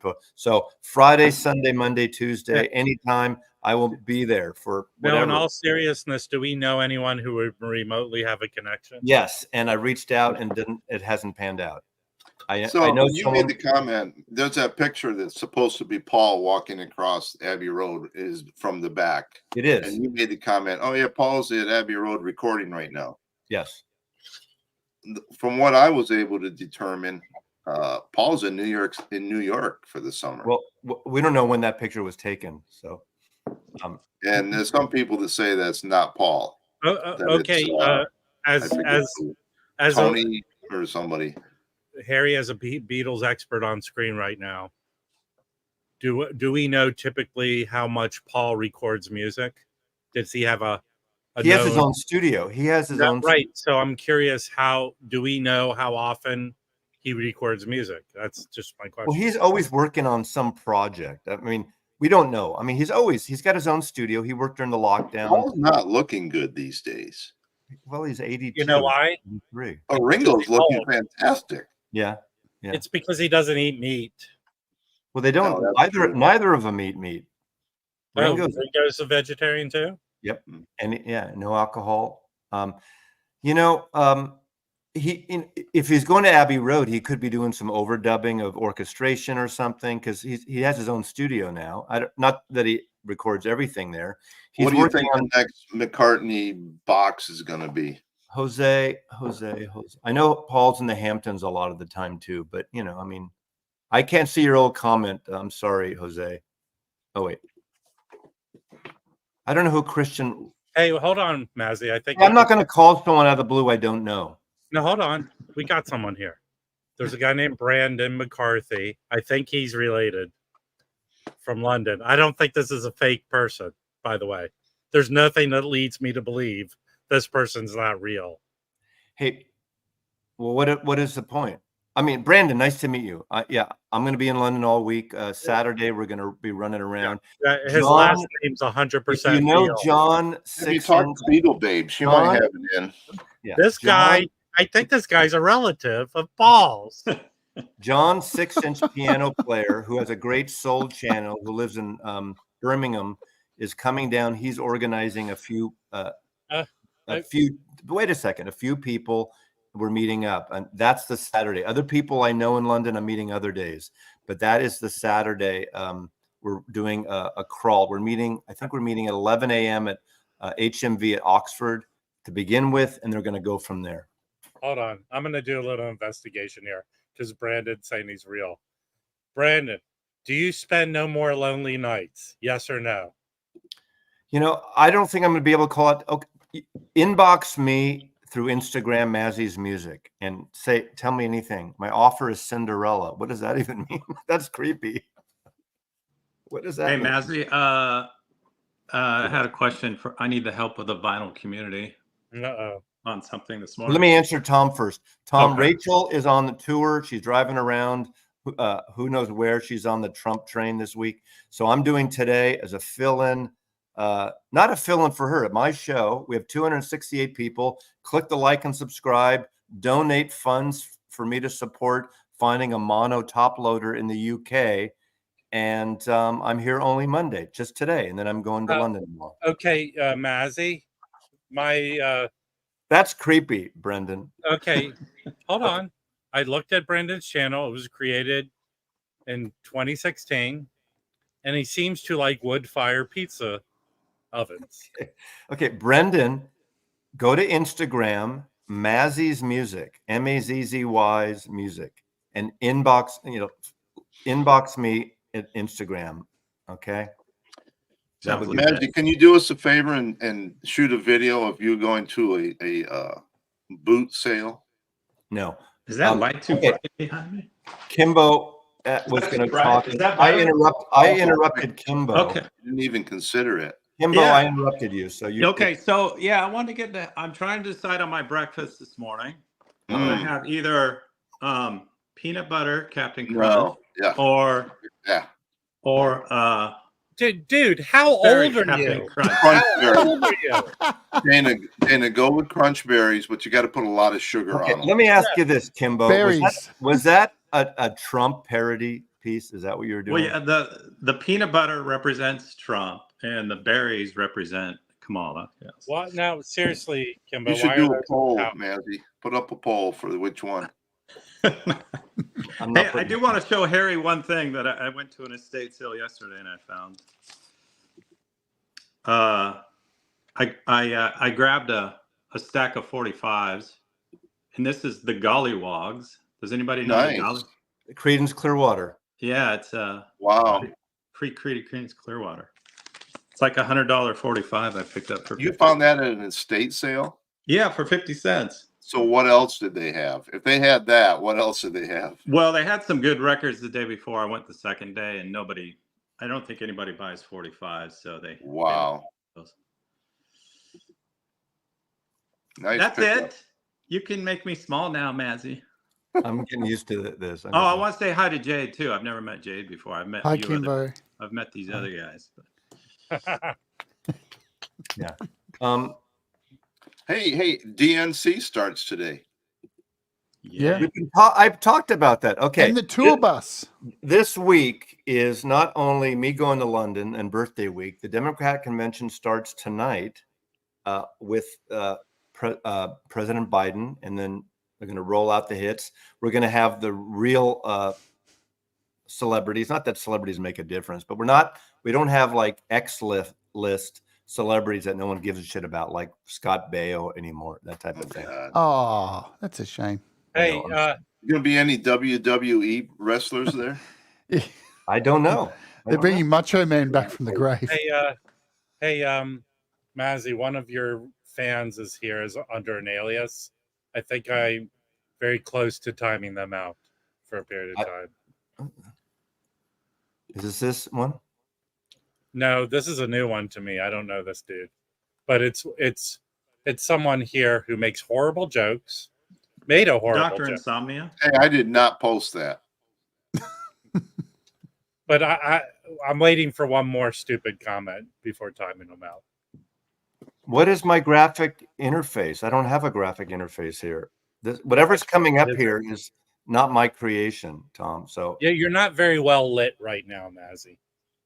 Well, it's Yay. Look.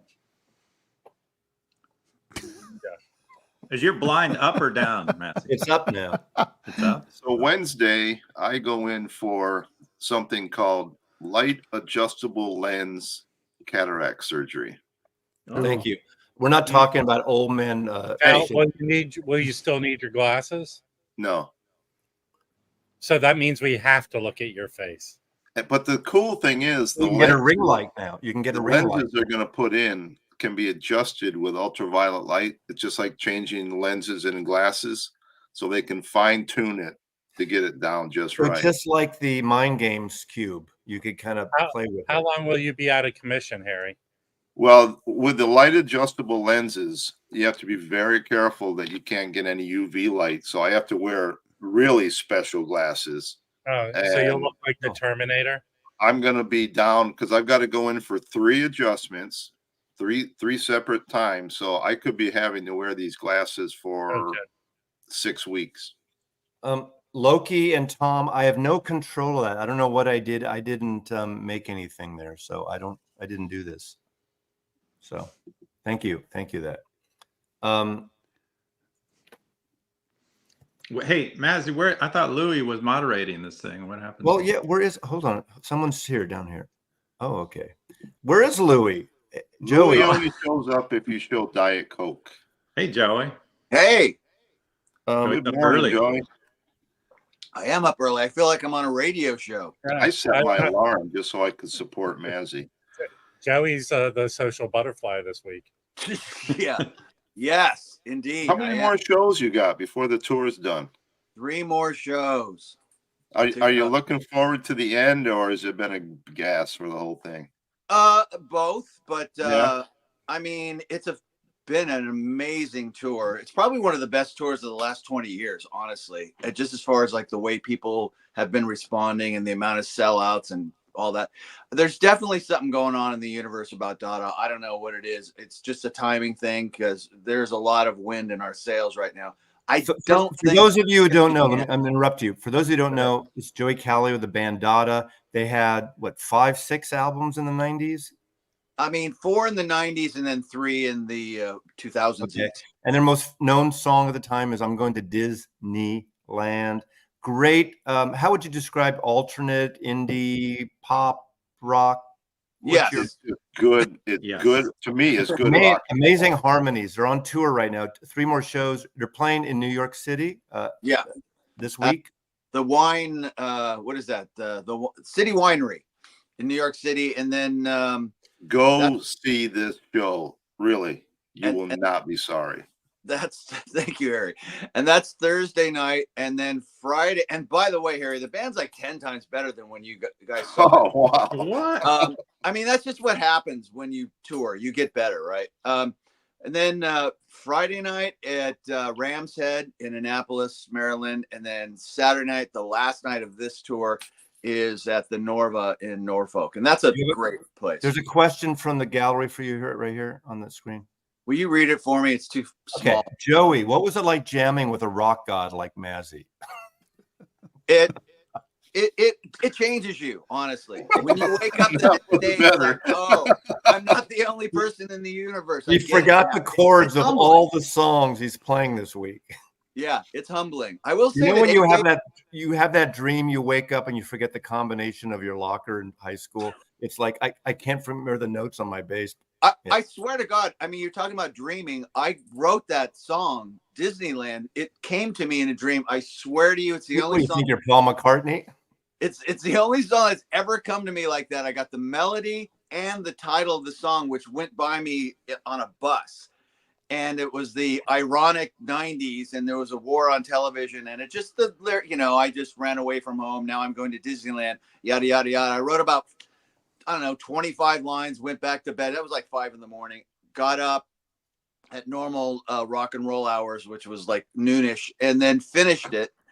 And called Mike Gurley up and said, hey, I got this song. What do you think? I went over to his house, and he added all the cool, like Led Zeppelin parts. So, it was a little my chocolate peanut butter. At what point in the creation of the song did you phonetically spell it and know that you probably couldn't call it? Was that a legal issue? No, was not. That had everything to do with Ken Scott, who produced the record. He had a whiteboard where he had, and this is a kind of how people used to do it in the day, because you had to keep track of what was on the tape. You're not looking at a screen that tells you everything, right? So you have to keep track of like all the drum tracks, all the bass tracks, and you check them off as you go. And so each song was labeled there, and we were in there for 3 months. And after a while, you get studio fever and you just start doing dumbass stuff. And plus we were younger and it was our first album. So, we were like kids in a candy store. We changed the name of every song. That one though kind of stuck because we did kind of think like, hey, it'll make it different. And you won't be looking at the word Disney, how you've seen it all life. And so we just did it that way. We had zero problems with Disney on that. When did Mike go to the Phoenix show? Yes, he totally did. So I went there during the day to his shop, which is like kind of surreal. I will say that when you walk in, it's like, here it is. And he was super nice. He took me in the back. We showed me like, God, man, you think that guy's got records in the shop? Boxes. I mean, in the back, he had like a whole area of like stuff that I haven't even opened it yet. Just, I'm talking like, I don't know. It looked like 100,000 records that he hasn't even opened yet. And then the rest is a ton. Everybody there that worked there was really nice. It's a good vibe. It's a good store. Definitely a good store. And then I hung out with him for a while, and he came to the show. he was one of about 3 people, and okay, whatever, I'm bragging, that told me they've never seen that club. They've been there for years. They've never seen that club that packed. So it was a great night. Let's put it that way. Good. He was super cool. He loved the band. And, I'm sure I'll be seeing more of him in the future. Very cool. It was a great show. We saw the opening. I saw the first 2, the Seattle shows. Yeah. And they were really great in Seattle. So, and I'm one, and I admitted to Joey, I heard the band. I've seen the album covers, the first one especially, back in the day. I was raising my son. That came out in 93. 92. Came out in 92. My son was just not even 2 years old yet. So I wasn't really, I was just buying the same old shit like REM. I did buy REM, those kind of things. But really great music, and it's not just when you get to, and we weren't friends. We become friends in the last year or whatever. And the most chill guy. I mean, yes, he's like when people say, "Oh, God, he's just there. He's talking about music," or me talking about video. He is so generous and so open to anything. What a great guy. He's invited people to the shows that he's met here around the country. Who are you talking about? You. I'm talking about you. Yeah. Yeah. My wife now, when she goes to Costco, she's I gotta look for the wine that Joey shows. You guys should text me. She hasn't found any yet at our Costco. I'll bring you some wine.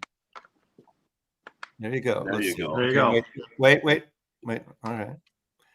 Yeah, that's the first and the fourth, the beginning and the end of the 90s right there. Have you talked about doing a reissue of a vinyl reissue of one of these, Joey? Talked about it. I mean, till we're blue in the face, but I actually kind of feel like they're, like I said, there's something going on with Dada right now. We're starting to get phone calls returned and that kind of thing. So we'll see. My wife works in Christina works in the music business. We met at Geffen Records. The funny thing is we hated each other at first. It was awesome. It's like a typical rom-com. Yeah, it was. It was great. And then we had to keep it secret. And, I'm not going to name names, but people would come up to me and like somebody, it was so like misogynist record company You vibe. think? And, they'd come into them, dudes would come into the mailroom, like guys, the higher ups would come into the mailroom, right? And they act out more than rock people do, honestly, people that worked in the music business. Anyways, and It should be called both sexes room. Yeah. Not People. male Oh room. yeah, no, both sexes. But people would come in and go, "Who's somebody's got to get on that." And they'd be pointing at Christina. I don't even know who she is. We just kept it secret for a while. Well, that's kind of like going back what was 3 years now, however long it's been, the MoFi thing. They lied to us. God, oh my God, I'm shocked and stunned. Someone in the record business lied. It's right. Like the record, don't like the record, don't buy it. That's fine. They lied. Oh my God. I mean, can you take all the lies of every fucking music business in some level? Dude, I understand about transparency, but get over it. I've signed multiple contracts now at this point in my life. It's not that they're lying per se, but let's just put it this way: it's not what you think it is. When you end up paying for everything. They hold things back. Well, we talked about that in our video. Oh, we're going to take you out. We're going to have a limo at the airport, picking you up at the airport. We're going to take you out to dinner. Let's get that $200 bottle of wine at the thing, and it's $1,000 dinner by the time you get out there with your band from the guy from EMI or Capital, whatever. Yeah. You're paying for that. That comes out of your advance and your future royalties. But when you're young, you think they're just being nice to you. Right. Like, this is so great. Thank God I wasn't into wine back then. Everything they do, you pay for. So you could have a hit record, and we've heard these stories, a hit record and you get nothing or virtually nothing. Exactly. Me being up on this stream, I'm going to pay for it. I know it. That's why I don't know if David Ellis is still, if you were going to pick me up at the airport, I don't know. I'm going to pay for it at some point. Nothing's free, right? Nothing's free. Now that means you could do a dono right here. You can like and subscribe. We have 269 viewers here. Wow, this is a one-day only morning thing because Rachel is on the road, and I'm sitting in David Ellis. Hey, can I ask a question? Yes. What was Thank you. What was the? And I hate. Hopefully, I'm not being too dumb here. What was the VC13 thing all about? I was listening in earlier. What's BC13? I thought No, that's Dizzy was showing a VC13. what is that like a That's just a catalog number. Okay. BC13. oh The first Beatles edition collection. in 1978. Capitol Records in this country put out a box set of all the original Beatle records, including a special bonus disc of rarities, which is basically the singles that weren't on albums. So for the first time in America, I mean, you could get imports all the time, but it was an import, all the Beatle albums in one box. And the first edition was either, I think, 1,000 or 2,000. On the spine, the first edition has a number. It's numbered. Okay. Is yours numbered? I was just gonna ask. No. Is that like blue or something? It's blue. He's holding it up right here. Now, the first edition was numbered, and then it stayed in print from about 1978 to about 1983.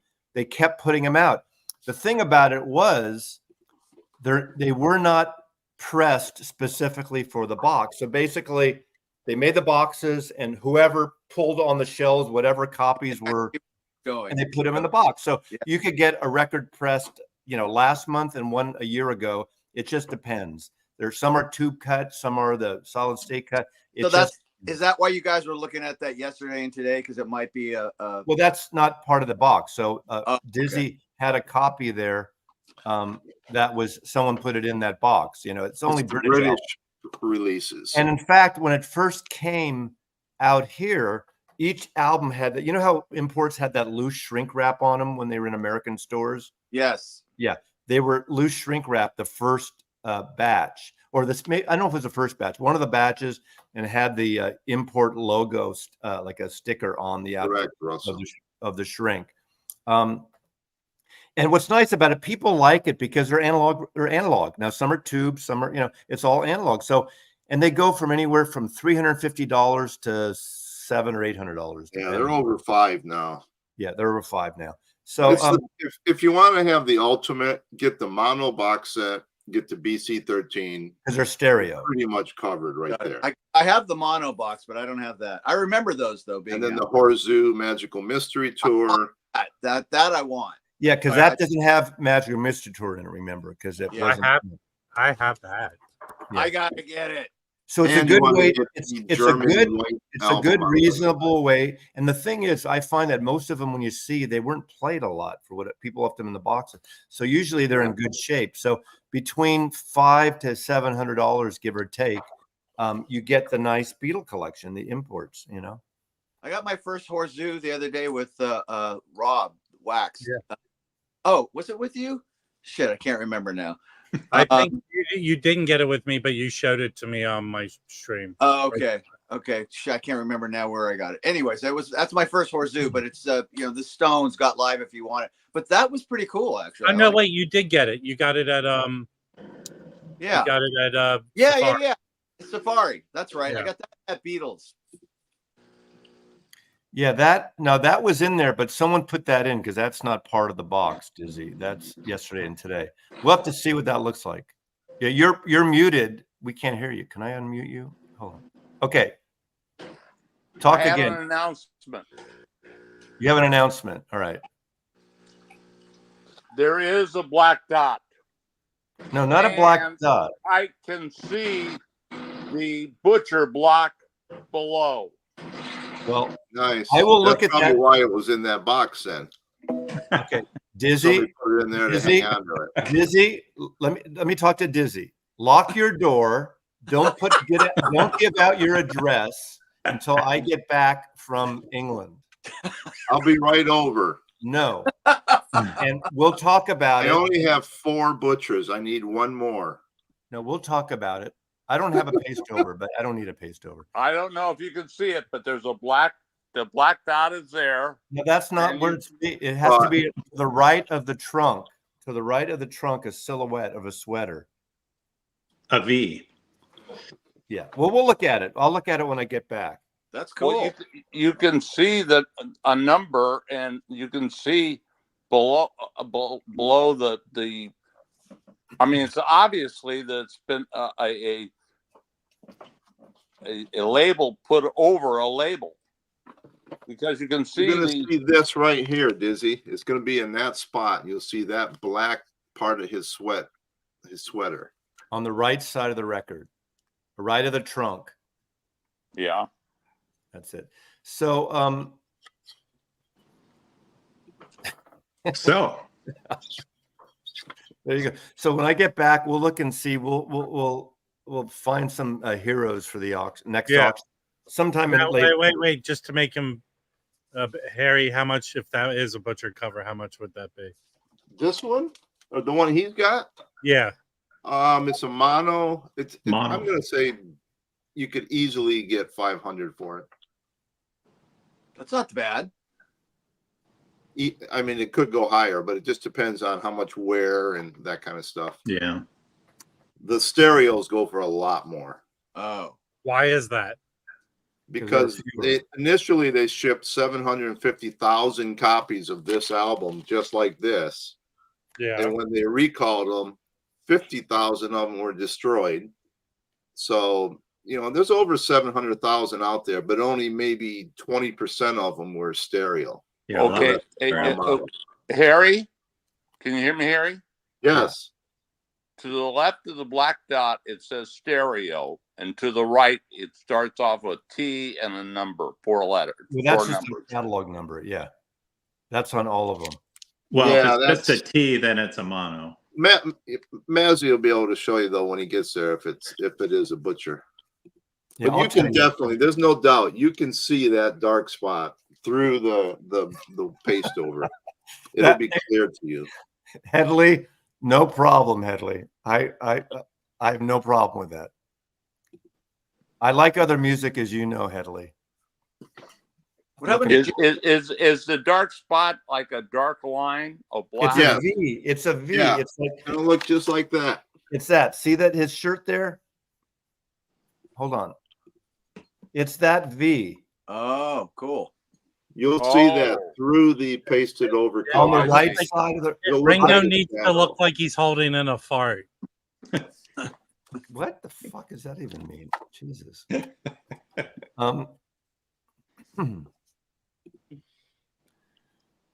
Okay. Hey, Mazzy, sorry to go back to this. I got to ask Joey one more question. This only originally came out on vinyl in Europe. Is that right, Joey? Well, no, it came out. It didn't originally come out on vinyl anywhere. I think those were just like, I'm not going to blame Miles Copeland, but he has been sued multiple times for this exact thing. He allowed people to just put it out even without the rights, and it came out in Spain and Brazil, and Brazil is most expensive. On this tour this summer, I've seen like 6 or 7 of these records. I've only seen one before this tour, so it's people are just showing up with them and getting them signed. Oh, so it theoretically didn't come out on any vinyl. Okay. I mean, nowhere in America. Nowhere in America. Nowhere in North America. Let's put it that way. Yeah. What happened to Jade? I hope I didn't run her off. Anyway. No, but you know what, Kimbo, do you have an autographed one to you? No, I was do. trying to get it that night, but anyways, I'll see Joey. Do people like it when they write their name? I never hardly do that. I just sign it because usually there's a bunch. I mean, whatever. I'm so famous. There's a bunch of people waiting, but usually trying to just get it done. I appreciate you writing on mine. Frederick, I have no time for you. Check your Instagram, Kimbo big, please. Wait, I want you to put Mazzy's name on it. Yeah. Frederick Instagram. I'm not doing public links here.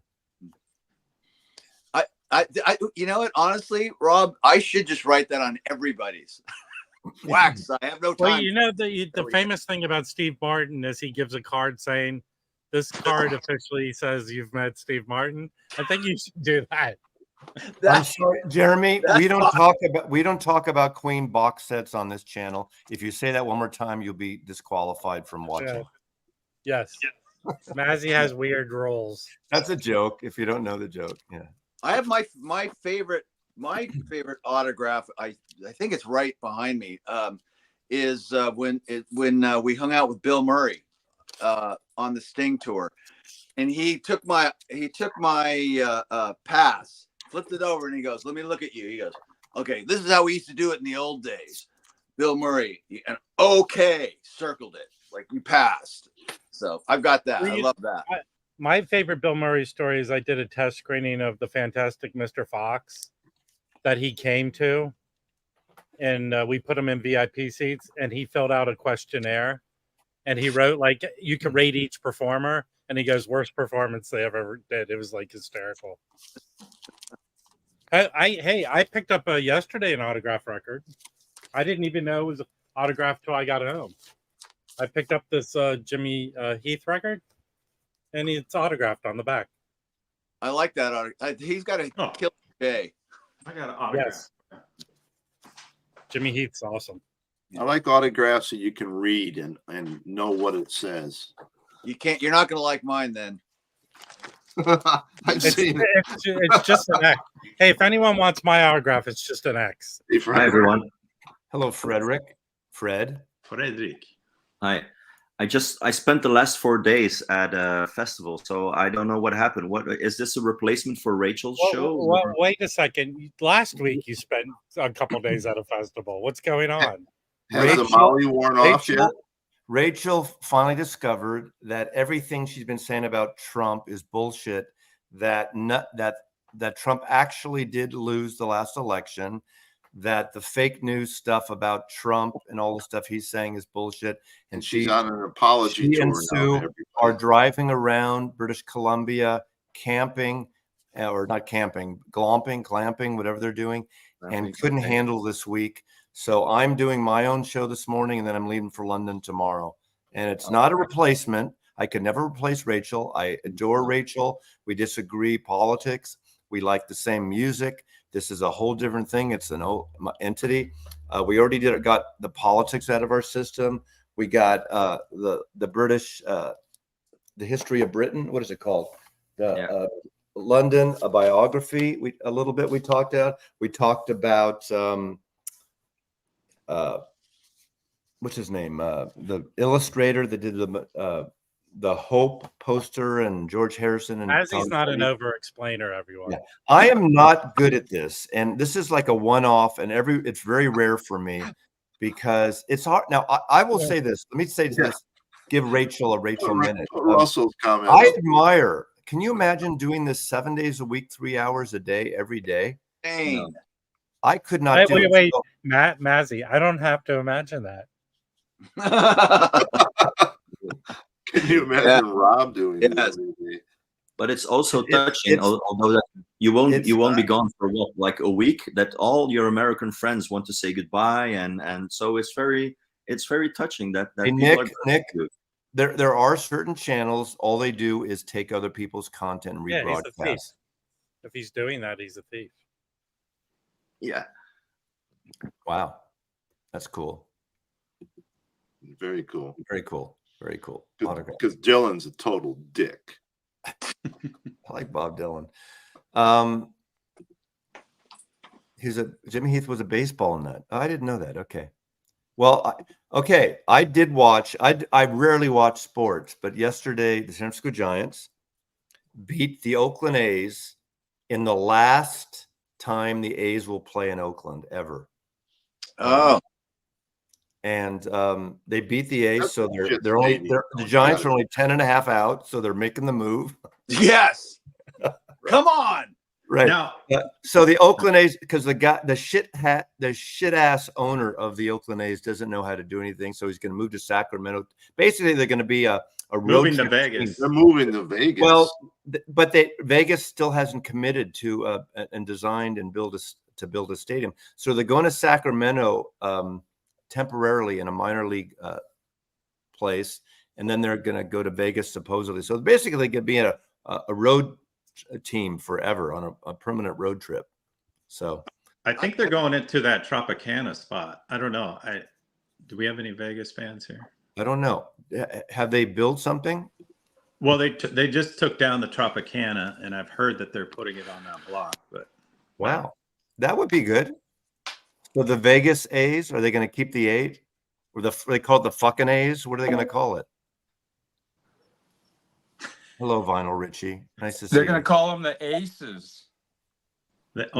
Nice to see you, and nice that you joined. You know, Yeah, we're basically 100 over the Vinyl Richie threshold now at 248. Cool. That's good. I just wanted to say have a good trip, Mazzy. And the sixth Beatle wanted me to ask you if you could unblock him. I don't think so. Can you show a record or something? Hey, wait a second. Are those? Yeah, I'm going to show 2 records. Okay. We all know this record, don't we? Yes. Yes. I don't know if anybody's ever noticed, but George Harrison has his penis out.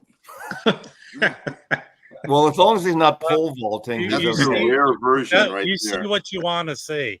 No, he actually, this was his way of saying to the, not letting them have the butcher cover. He has his penis. He makes quite a pole vaulter. And just so people know, if it says Gold Record Award, it's never a butcher cover. Yeah, okay. I'm not talking about that. No, I'm just telling check the out people. check out your version of this, Harry, and tell me his dick isn't hanging out. Well, like Rob said. Wow. The other I want to show my favorite autographed album, and it's this one here. And all these guys are dead. Wow. Very That's nice. Cool. I met Joey and those guys are tall as hell. Yeah. I went to, when I worked at Record Factory, the guy who owned it before, John Iott, who worked there, brought all its managers. There were 7 of us at the time of 7 stores. We flew to LA because we were complaining about certain One Stops not having records. And I wish I knew the name of it. There was a One Stop, which is a record distributor in LA, industrial area. We go down there they'd pull records for each of our stores and they would ship them to us. And they brought the Ramones in like an in-store, but and they were just hanging around. The album had just come out, so no one knew who these guys were. And I look back, I think, why didn't I fucking grab an album, say sign it? Yeah. They were just standing around. No one knew them. It wasn't a big deal. I think it was just before I saw them play in San Francisco because they were in LA on a promo thing. It was just so weird. They looked like so bored and so shy. And you're right, especially Joey, how tall he is, man. What are the odds that all these guys with the same last name would form a band? Right? I think the only one that's not really tall was Dee Dee. Yeah.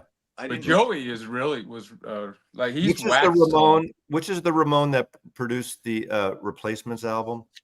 Probably Tommy. Tommy. It was Tommy. Yeah. Phil Ramone. Yeah, Phil Ramone. I still haven't heard a Replacements album.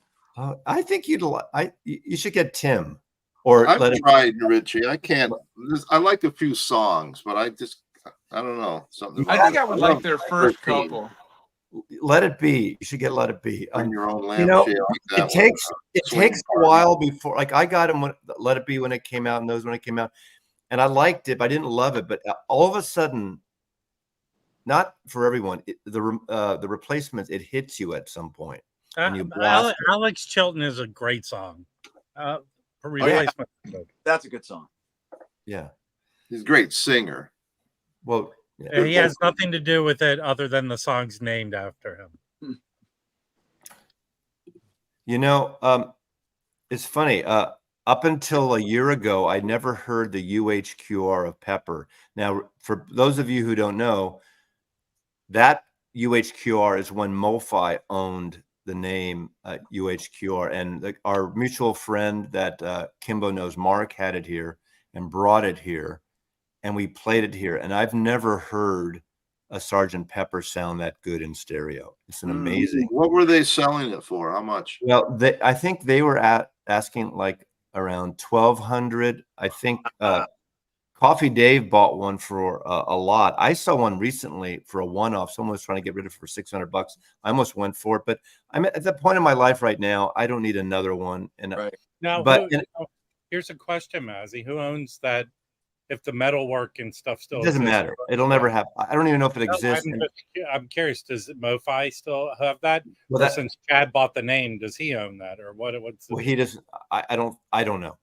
I don't know. No, he bought the name. He didn't buy the plates. He bought the classic stampers, but not the MoFi stamper. I don't know, but it sounded fucking amazing. Remember, this is Yeah, from the I 80s. think the Giles Martin stereo mix is really good.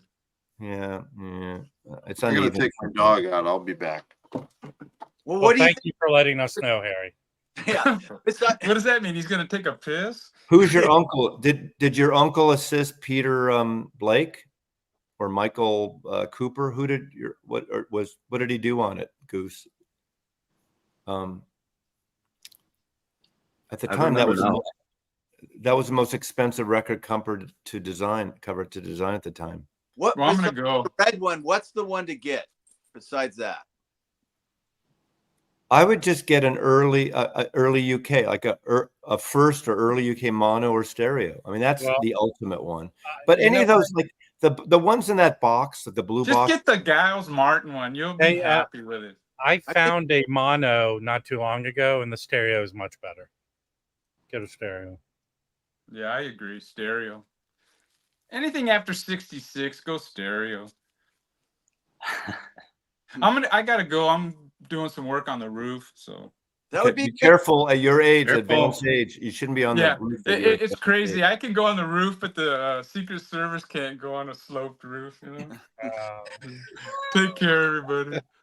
Hey, Jose, look at your fucking Instagram inbox. That Yeah. should be Richie. Vinyl Richie needs a shirt that says anything after 66 should be stereo. That's a perfect shirt. Yes. Hey, question for Fred. Frederick, you're heading down to see Mazzy. When are you heading to London? I'm going. I'm taking the train Friday afternoon. I'm gonna be in London around 5 on Friday, I think. Maybe cocktail hour or something. Text me. You have I gave you my number, didn't I? Yeah, I'll see. Yeah, I got your number. Yeah, I will. No Because problem. to be honest with you, Friday is my birthday.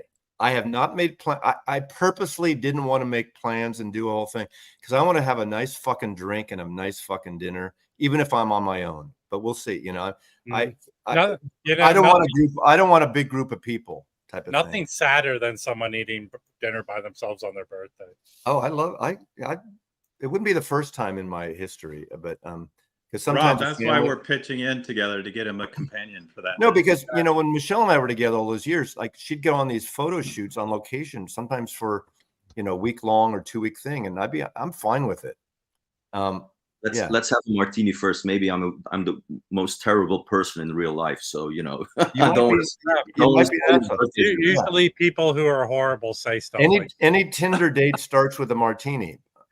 I'm kidding. Okay, yeah, I'll text you. Just let me know. And we're Fred, I'll dubbing. just say it. Some of my best friends are gay, so it's okay. We can hang. We're dubbing Mazzy's trip the Lonely Man Tour. Excuse me. Thank you. Okay.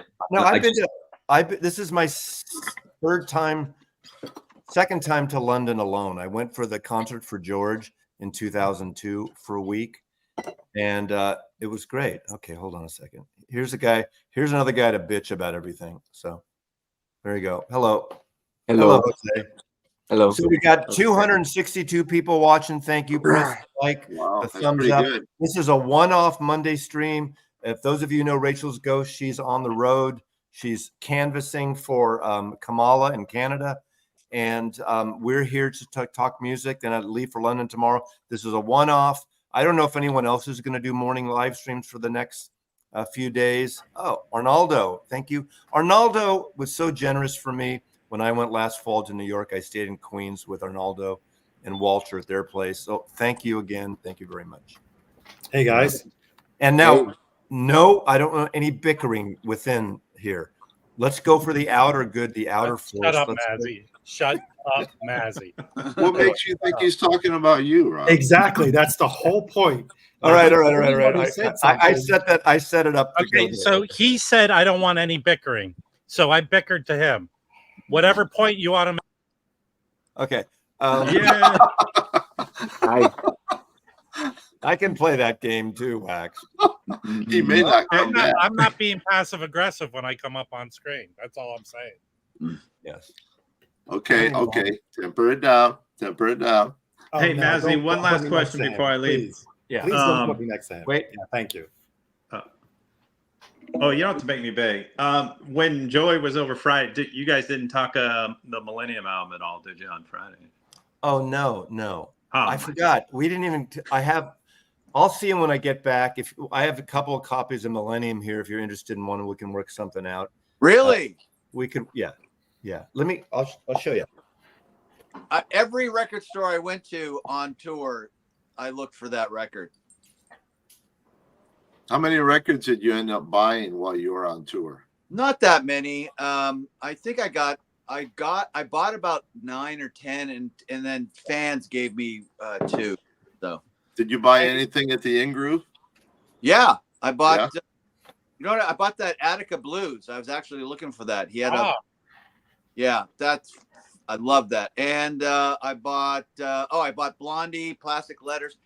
By the way, his records are pretty damn. Yes, look at that. Come on. That is sick. So now, what is this? I don't know this album. Millennium is basically sunshine pop. Kurt Bottcher was a guy that worked with like Yellow Balloon and all that sunshine pop stuff, and it's psychedelic pop, sunshine pop. But he went on to like produce a bunch of people. Yeah, he produced a lot under different names. I have the CD expanded, the Sundays. There's a Sundays version, I think, of this too. It's really good. A few years ago, I would say I would really want one. So one of these somehow will get to Joey. We'll figure out a trade or whatever. Hey, right on. Right I'm on. I'm Kimbo's dealer here, I guess. Let's take this. How many people are watching, Mazzy? 260. Hey, Joey needs a copy of Freddie Hubbard's Red Clay. If any of you have it, please let Joey know. Okay. Thank you. Here are their announcements. This is the democracy. This is the Democratic Party that we share within. Joey needs Red Clay. That's all about Joey, isn't it? Millennium, but we got Millennium here. I need to get into excuse me. Abbey Road. I need to get into Abbey Road Friday, Sunday, Monday, or Tuesday. I just sent you a link to a guy, Mazzy, that can. But I don't want to go. I'm not going to ask someone I don't know and just say, "Hey, can you get me to Abbey Road?" Do you know anybody that works at Abbey Road? I know someone knows someone reached out, and I haven't got a kind of response. Oh, wait. I think a lot of us know someone who works there. I know exactly. Yeah, but I don't want to. I appreciate someone trying, and anyway, and I didn't want to reach out and say I got a YouTube channel. I want to do this. So I'm not looking to do a like a video necessarily. Have you never been there before? Not inside.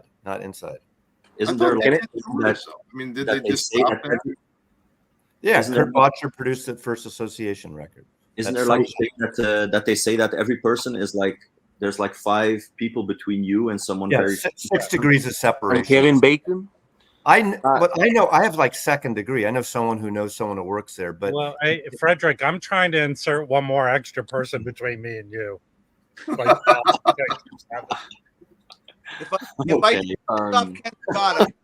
how much does Red Clay go for? I don't even know. Is it an expensive record? Okay, so I think music on vinyl. There's a music on vinyl version that is available right now.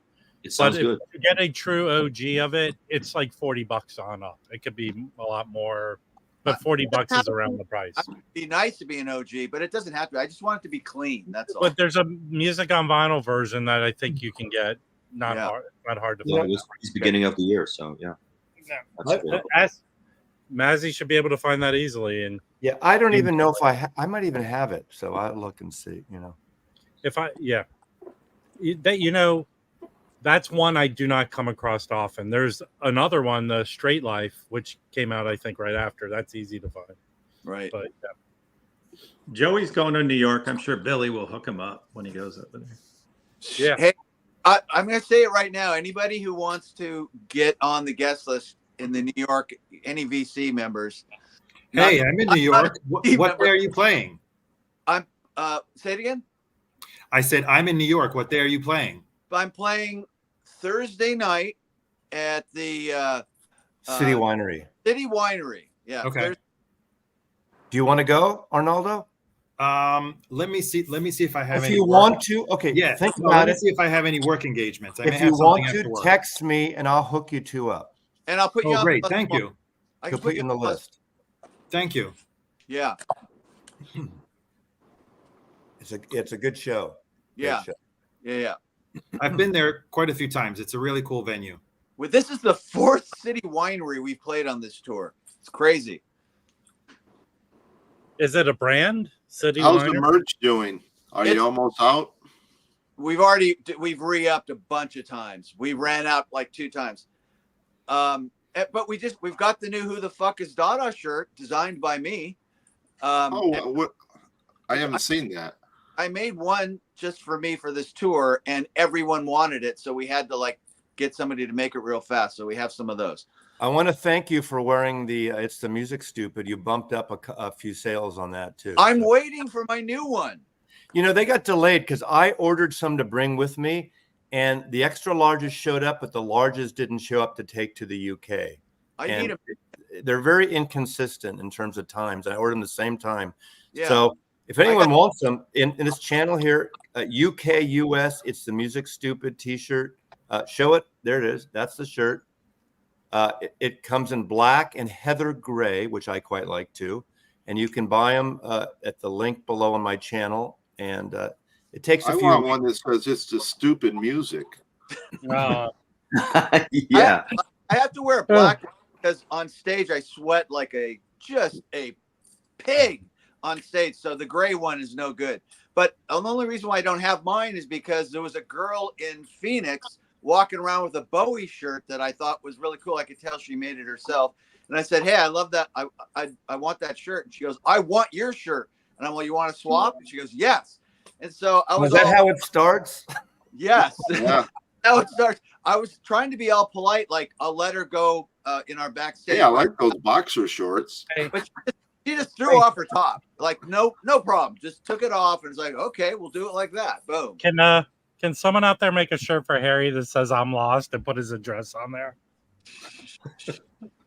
I just want to say hello to DJ Vinyl Vertigo, Scotty. Hi, it's been a while since we've talked, especially on the live stream. So, hi everybody. Hey, I do want to thank everyone for hanging out here. We only have the time does go by, 25 minutes left. Again, to remind everyone, Rachel is on the road this week. I'm only doing today. I have nothing to do with Rachel. But this is a place you could come once in a while. Like every once in a while, I may do this where you can come in to hear factual information instead of made up shit, that's not real and phony news. A little bit of politics, a lot of music, art and commerce, fine art. Joey, Yeah. Joey, you got the chocolate and cheese reissue? No. Nah. You know what that is, right? The What is Ween it? record. What is that? I've heard about it. I don't know what it is. Oh my God, you're gonna show that again? Oh, what is it? Is it like What a is horse it? thing? Ween. It's Ween. Nobody cares about Ween here. Jose, They you still haven't taken the shrink Rachel off that can be the record. keynote speaker at DNC, and that's why she's gone this week. But I'd love to buy that reissue, but it's too expensive. It's like 90 euros over here, or maybe more. So it was $70 here. I don't have time to go to the record store today, Fred. Sorry. It's 3 records, isn't it? It's 3 records. Yeah, it's Bernie Grundman, and I think you would like Ween if you never listened to Ween, Joey. Oh no, That's I totally, weird. I totally. Ween was happening when Dada was happening in the '90s. I totally know Ween. That song "Voodoo Lady," they played that to death on the radio here. It's crazy. That was a big hit. Yeah. Yeah. Jose, the thing I'm going to say it again. I know I say this every time. I would love a list of your like top 20 Brazilian all styles, psych. Well, bossa, all that stuff. That would freak me out because I know everything you bring up, I buy. All right, I'd like to send you something like that. Yeah, man. I'm gonna put my laptop a bit higher because I feel like I'm talking from above, like I'm God or something. So maybe I like to level. No, I'm God here today. So yes, yeah, I know that. Yeah. I went to a great festival over the after this. So, what was the best the best band you saw at the festival? I think, well, I was gonna see The Smile, but they canceled, unfortunately, because Johnny Greenwood is sick, of course. Well, that's too bad. Then the Queens of the Stone Age canceled as well, because also Josh Homme is Yusuf Days had to cancel. The jazz drummer from the UK had to cancel. Did you actually go to a festival? You just Did anyone get their money back? I did it. No, and they were all on the same day. They were all supposed to play on a Sunday, but I had a great time. But the best show was probably Ray. It's written Raye, and she's a UK soul singer and she wrote songs, I think, for Beyonce.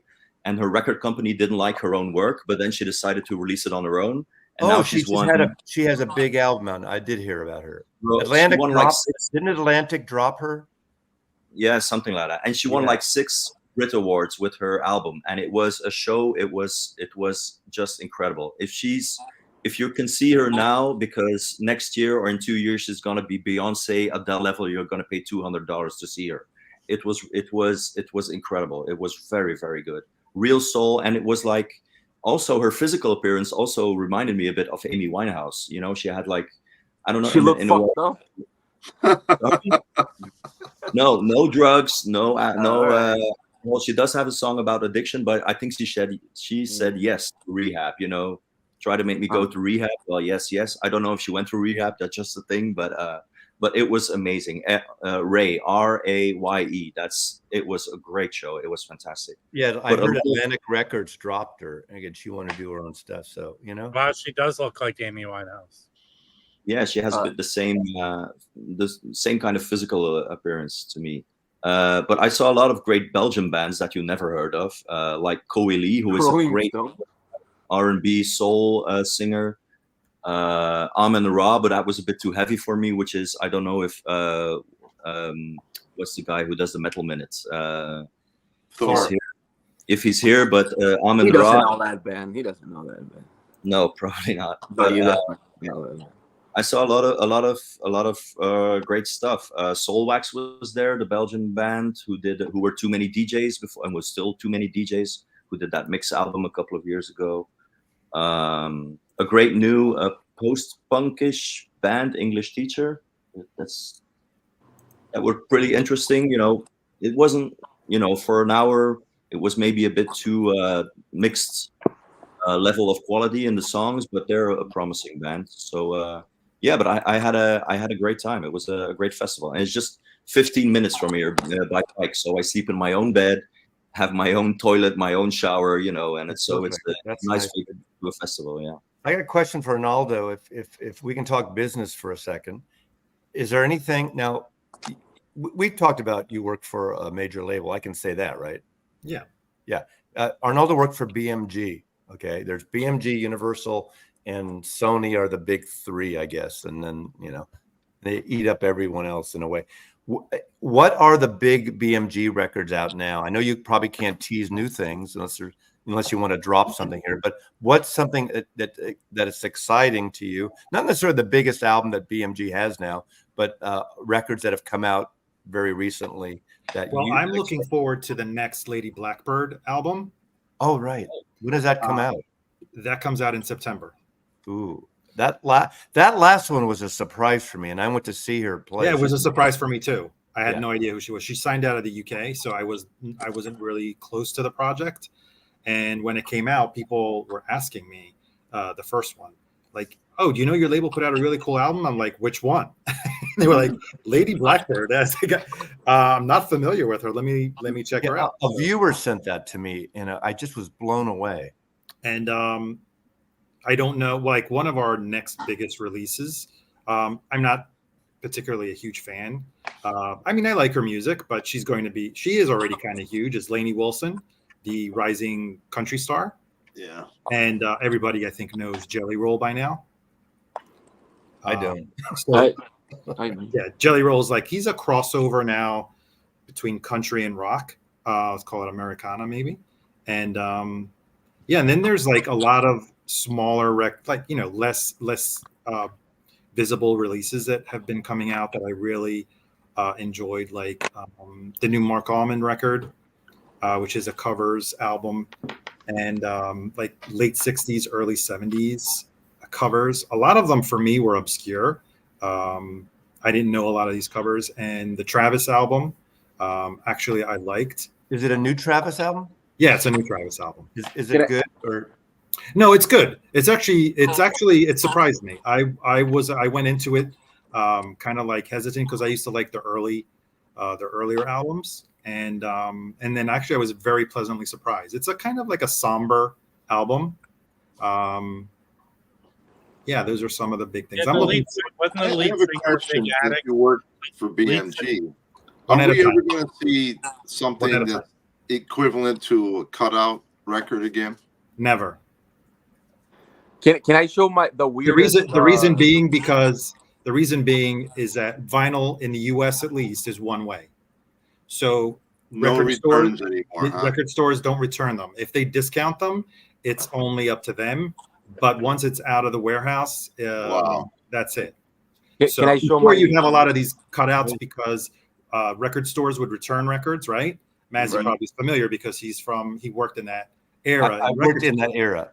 That that's the whole joke. And when labels get all these returns, it's cheaper for them to mark them down than to store them in their warehouse. Yeah. Especially if it's a title that they're not mark moving. Them down. They'd rather actually repress an album rather than have it sit for 6 months to a year in the warehouse because it was returned. There were companies that were basically like cut out one stops, and they would buy up things and cut them out and send them. That's why sometimes, like as a retailer, you'd get a series of cutouts in, and you still may have the original full price one in your bins. And the reason they cut them because I could return the full price one in the bin and get credit from that label. And otherwise, if they didn't cut it, I could, fuck up the label and say, hey, this is a full price one, give us credit for it. Those are the days of the cutouts. It kind of misses that. But there was a joke in the record business then. It's like something, the labels all wanted to get shit in the stores and people supposedly on the charts verbally. So the joke would be, this ship gold, return platinum, which is kind of the joke because platinum's more. So it's like it returned more than it shipped, which is obviously impossible. But now stores get screwed, Well, actually, I'm noticing that we're scrapping records and CDs rather than keep them in the warehouse because they charge us for inventory. They charge us for scrapping as well. You mean you destroy them? Yeah, and these minor releases, I've seen things. Once they're scrapped, they're not going to get repressed. So out there, if you say, oh, it'll always be around, not necessarily. 3 years, even if it's a new record, if it hasn't sold well, it may get scrapped and never repressed again. So buy now or cry later because it may happen. Because now it costs if a record really sold only 2,000 copies the first time around, if there's demand for another 200, the label's never going to repress it. Yeah. Because it just doesn't make financial sense to see. That's what I talk about with all these people bitching about whether it's Rhino and any other. I'm using Rhino as an example because oh my God, there was only 5,000. Why do they say they were limited? Now they're pressing unnumbered copies. Every record you see in the store, maybe the exception of Abbey Road or Eagles Hotel California, is limited. Now they may do another pressing, they may not. So you buy it when you want it if you can afford it. But this whole thing is like. I talked about, if you watch my videos, I'm a stickler about this edition thing. An edition is only that edition. So if they press 5,000, that's that edition. They can do an unnumbered edition. Talk about the bullshit. You're all upset about transparency. You should buy the record now.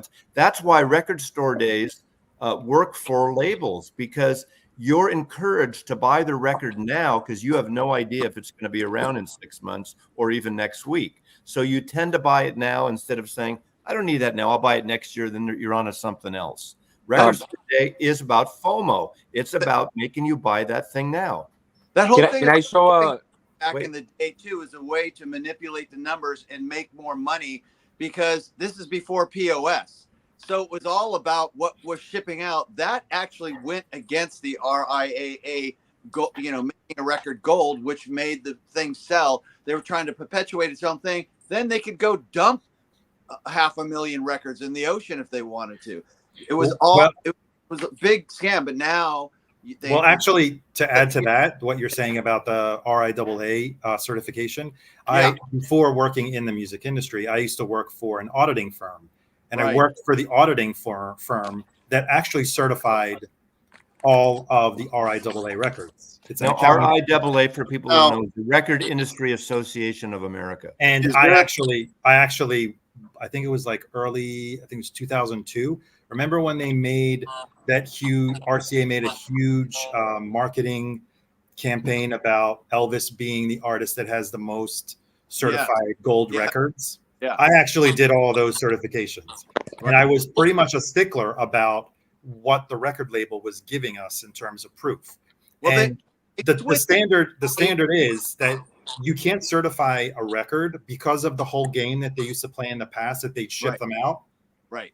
You can't certify a record until, I think it was like a 90-day window.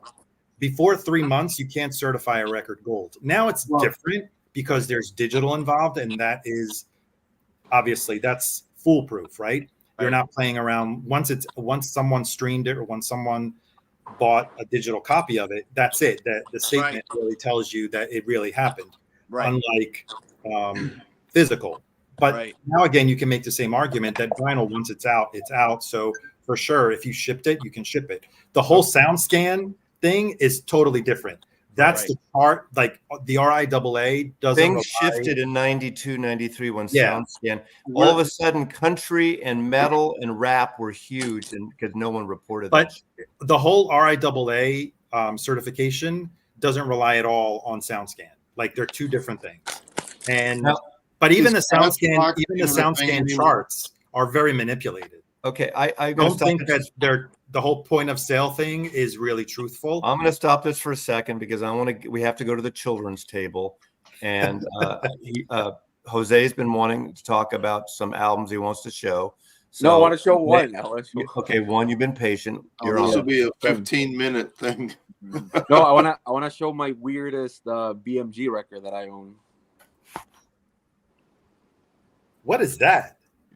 It's a Jose compilation from Viewer from Mexico. Oh, but that's probably a old BMG. Yeah, but it does say like every song says Jose. Yeah, Jose. Yeah. You know that guy? I don't know. It's a real record. Is that like New York so good it named him twice type of thing? Yes. So nice it named it twice. So Jose is like a Sinatra type character here in Mexico. Very I don't know that. What type of music is it? Like Sinatra. Like it's like Sinatra. Just like the voice and everything, but it's like but really hugely popular here. But obviously in Spanish, right? Right. Yes, in Spanish, yes. Hey Rob, I have to correct you on something you said yesterday. When I said that I liked the duet of Bono and Sinatra doing "I've Got You Under My Skin," you said I was fucking making a joke. No, they did a duet. I said that. I don't think I've ever said that. You did. I did not. I did not. Mike from Jazz Bomb said he liked it. He liked Sinatra. I never. You said, "Oh, Harry's just being stupid." No, it's a real song. Well, no, I separate from this, I know it's a real song. I don't ever remember giving you shit about that. You always give me shit. Well, that is true, so that's why you're confused. That's not a very good apology, Rob. I'm sorry, Kimbo. I'm hurt. I just want you to know I'm hurt. Listen, dude, this is all made up in your mind. This never happened. I don't know where this anger comes from. Harry and I think you were trying to talk about a butcher cover. Harry and Rob, let's settle this because this is a stream. My channel is about facts, not made up shit. So don't bring in phony stuff. I don't know which one of you is right. I haven't seen the evidence. Roll the tape. Everyone knows what your channel's about. You know, we don't talk about. You know, everything is factual. When did Sinatra die? 80 something. No, I think it was 99. Oh my God! He took Oh, his breaking tape and news! made Bono Breaking hard. news! Breaking news! Linda Carter, the original Wonder Woman, endorses Kamala Harris for president. I thought you were going to say. I thought she died. Yeah, but Mazzy, she's a big DC socialite, Linda Carter. Oh, she is. I didn't know that. Yeah. Is Her Carmela husband- going to ride around in an invisible plane now? Nobody knew that. Faster than Air Force None. We got like 5 minutes to go because I'm ending right at the top of the Thank hour. God. Again, I want to thank everyone for being here, for doing this. It takes a lot. I don't know how you do it 3 hours. I don't know how Rachel does it. So, Rachel, I don't know if you're going to bother watching this on a rerun. I admire you for doing this. We disagree. She's not watching, Mazzy. But she might watch reruns in fast speed. She does this every day, 3 hours every friggin' day. I don't know how. Well, I'm sure she's on vacation and now she's watching this. Well, Hey, I just got a text from Harry. Harry just blamed me for the Beatles breaking up. That's not even funny. Jesus. No, what is Fred doing? Fred is like doing crafts. I just Are got your a writers on strike? I just got a box of records. I'm unboxing them live. But go ahead. with your- Well, at least I have pull them out as we do it. Anyway, exciting week. Mazzy in London, the Democratic National Convention. Joey's going to eventually get a Millennium album. Maybe he'll get a Red Clay too. Yes. Kim finally got his house finished. He's working on, I think. Arnaldo didn't reveal any secrets about BMG, about any major artists or anything. Well, I can't, Mazzy, I can't reveal. Yeah, I understand that. Jose showed us records that no one really cares about, which is great. Fred has an unboxing of records you don't know anything about. Jose, did you get the new Ween album yet? Rob didn't yell at as many people as he usually does. Shut up. Okay. This one? No, but I do appreciate that. This is I could do this once in a while. You did a good job today, Mazzy. Well, it's hard. It's hard to do actually. It's not rocket science, but it is hard to do, So. Where'd Richie go? I just realized he's gone. Richie left, Dizzy left. Okay. I don't know if you're watching now, but know who's supposed to be my wingman today? Louis Golden. What happened? Did he fall asleep? He's not very. Is that Harold Budd? Harold Budd? It is Harold Budd. Who is Harold Budd? You don't know who Harold Budd is? Yeah, of course I do. Oh, all right. See, Mike will vouch for me, Rob. Mike was there. He'll vouch for me, I think. No, you're muted, Fred. But I like the record. My stream is up and running. It's not on there. Go look. Show me. There was a sale at the Bleep online store. Bleep is like affiliated with the War Table. But this there was like a sale and everything was like 50% off. So I got this one. This is a reissue from last year or 2 years ago, I think. This is Harold Budd. This is some future disco Lindstrom that I really like. I got this. I like that record. Kind of an ugly cover, but anyway. Yes, it is. This is Bjork and Fever Ray working together on a remix. So Fever Ray Vaughn? Sorry? Fever Ray Vaughn? Fever Ray. Oh, Fever Ray, the other guy. Working together with Bjork. What else do I have? Oh, this is interesting. This is for people who like R&B with an edge, not the commercial shit. This is George Riley, good R&B. And I got this this was half price as well, NerveNet from Brian Eno. Oh, I have that. I think it's a 90s record, wasn't it from the 90s or something? It was an unreleased record that then he put out again. Yes. Yeah. 1992 reissued. That's one of the better vocal Brian Eno records. Yeah, I liked it. This was all 50% off, so I had to go for it. So yeah, some Very records. Nice. Okay, any last minute things go around? Let's go around. Last minute comments. Anyway, like, subscribe. Thank you very much. Send this to your relatives to watch in twice speed. Have a good trip. Safe trip. Enjoy. Harry, good trip, Maz. What's going on with you, Harry? I'm copying Rachel at the end. She does this shit at the end. Nah, I'm What just is that, Jose? That looks getting interesting. ready for my cataract surgery. That's all I'm. When is that happening? Wednesday. Oh, Harry, are you getting your lenses replaced or what? Yeah, I'm getting what they call light adjustable lenses. They can actually change the vision on them. Oh, And that's then good. when they dial it in, then they can seal it, and then they're no longer adjustable. No. Will we be able to say? Will we be able to say? Even Harry could see that. Because like even now, I have trouble reading comments. okay, Rob. How many record stores are you going to today? Probably none. Okay. How many None funerals sucks. are you going to, Rob? Hmm? How many funerals are you going to? Well, let me do the heavy lifting, Arnaldo. Okay, Arnaldo. I got a question for you, Mazzy. I got to get rid of one of these, right? Because I need space. Which one should I keep? Oh, you got to keep them both. No, okay. Get rid of something else. But that makes no sense. One record for space. Okay, first of all, keep. You know one I'm hand, joking. You take me too seriously. I'm joking. well, I would keep out of those one hand clapping. If Thank you, you, but Jackson. do you have another copy of Mind Games, an original? Yes. Then I would keep one hand. Yeah, no, clapping. I'm keeping them both, but I'm just joking. Okay. Because You're I want almost, you to say that Mind Games probably is the one to keep because you love John Lennon. no, but I one hand clapping is something that hasn't been released in any other form, so I would keep that one. I don't But think that sounds if very if good. I had a Mind Games thing, Kimbo, what's your thing today? I'm gonna immediately listen to my Joe Maphis album after the show. How cool is that bus, huh? And it's autographed by Wow. Joe and Rosalie Maphis. Has anyone ever heard That's of it. them? He's a Who was guitar that? god. I didn't remove anybody.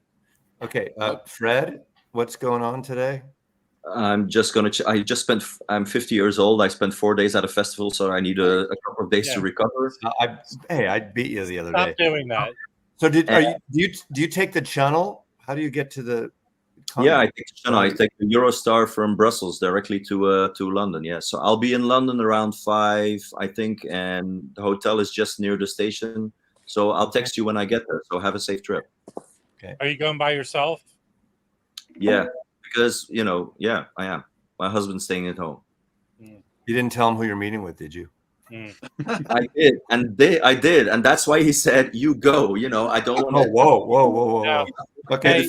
On the wagon, Hey, Fred, be careful because Mazzy might boil a rabbit in your kitchen. Hey, Joey, good luck on the final leg of your tour. Thank you for all the music and all the you. the wine. Thank you. So, are you? I'm sure you're all packed and ready to go. No, I'm starting today. That's what I was gonna say. I have some stuff set aside, but I'm actually going in the case today. Okay. And Jose? Hey. That's it? What? No last words? Well, no. I'm getting some records from my label today, so that's fine. Can Jose show his Ween record before we leave? Yes. Ween. All right.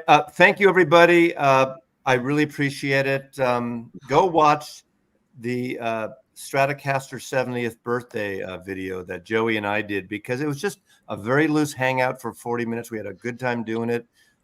We did miss, I realized, the one artist that the main artist that people said that I missed, and of course a lot of artists I missed, was Rory Gallagher. I have no vinyl Rory Gallagher anymore. And what a great player anyway. So I need to rectify that when I get back, Roy Gallagher. And Mike McCready. Mike McCready has a 58 Strat. But is it on an album cover? Yeah, well, that's Pearl Jam. Yeah. A lot of people have Strats anyway. Watch that video. I got to tell you my Mike McCready story one day where I met him at a record show in Seattle. I'm going to end this stream. You guys hang out just for a minute. I need to make sure I end the stream because I'm infamous for pushing the leave button, but the stream stays up for 6 hours. So bye, everyone. Mazzy loves you.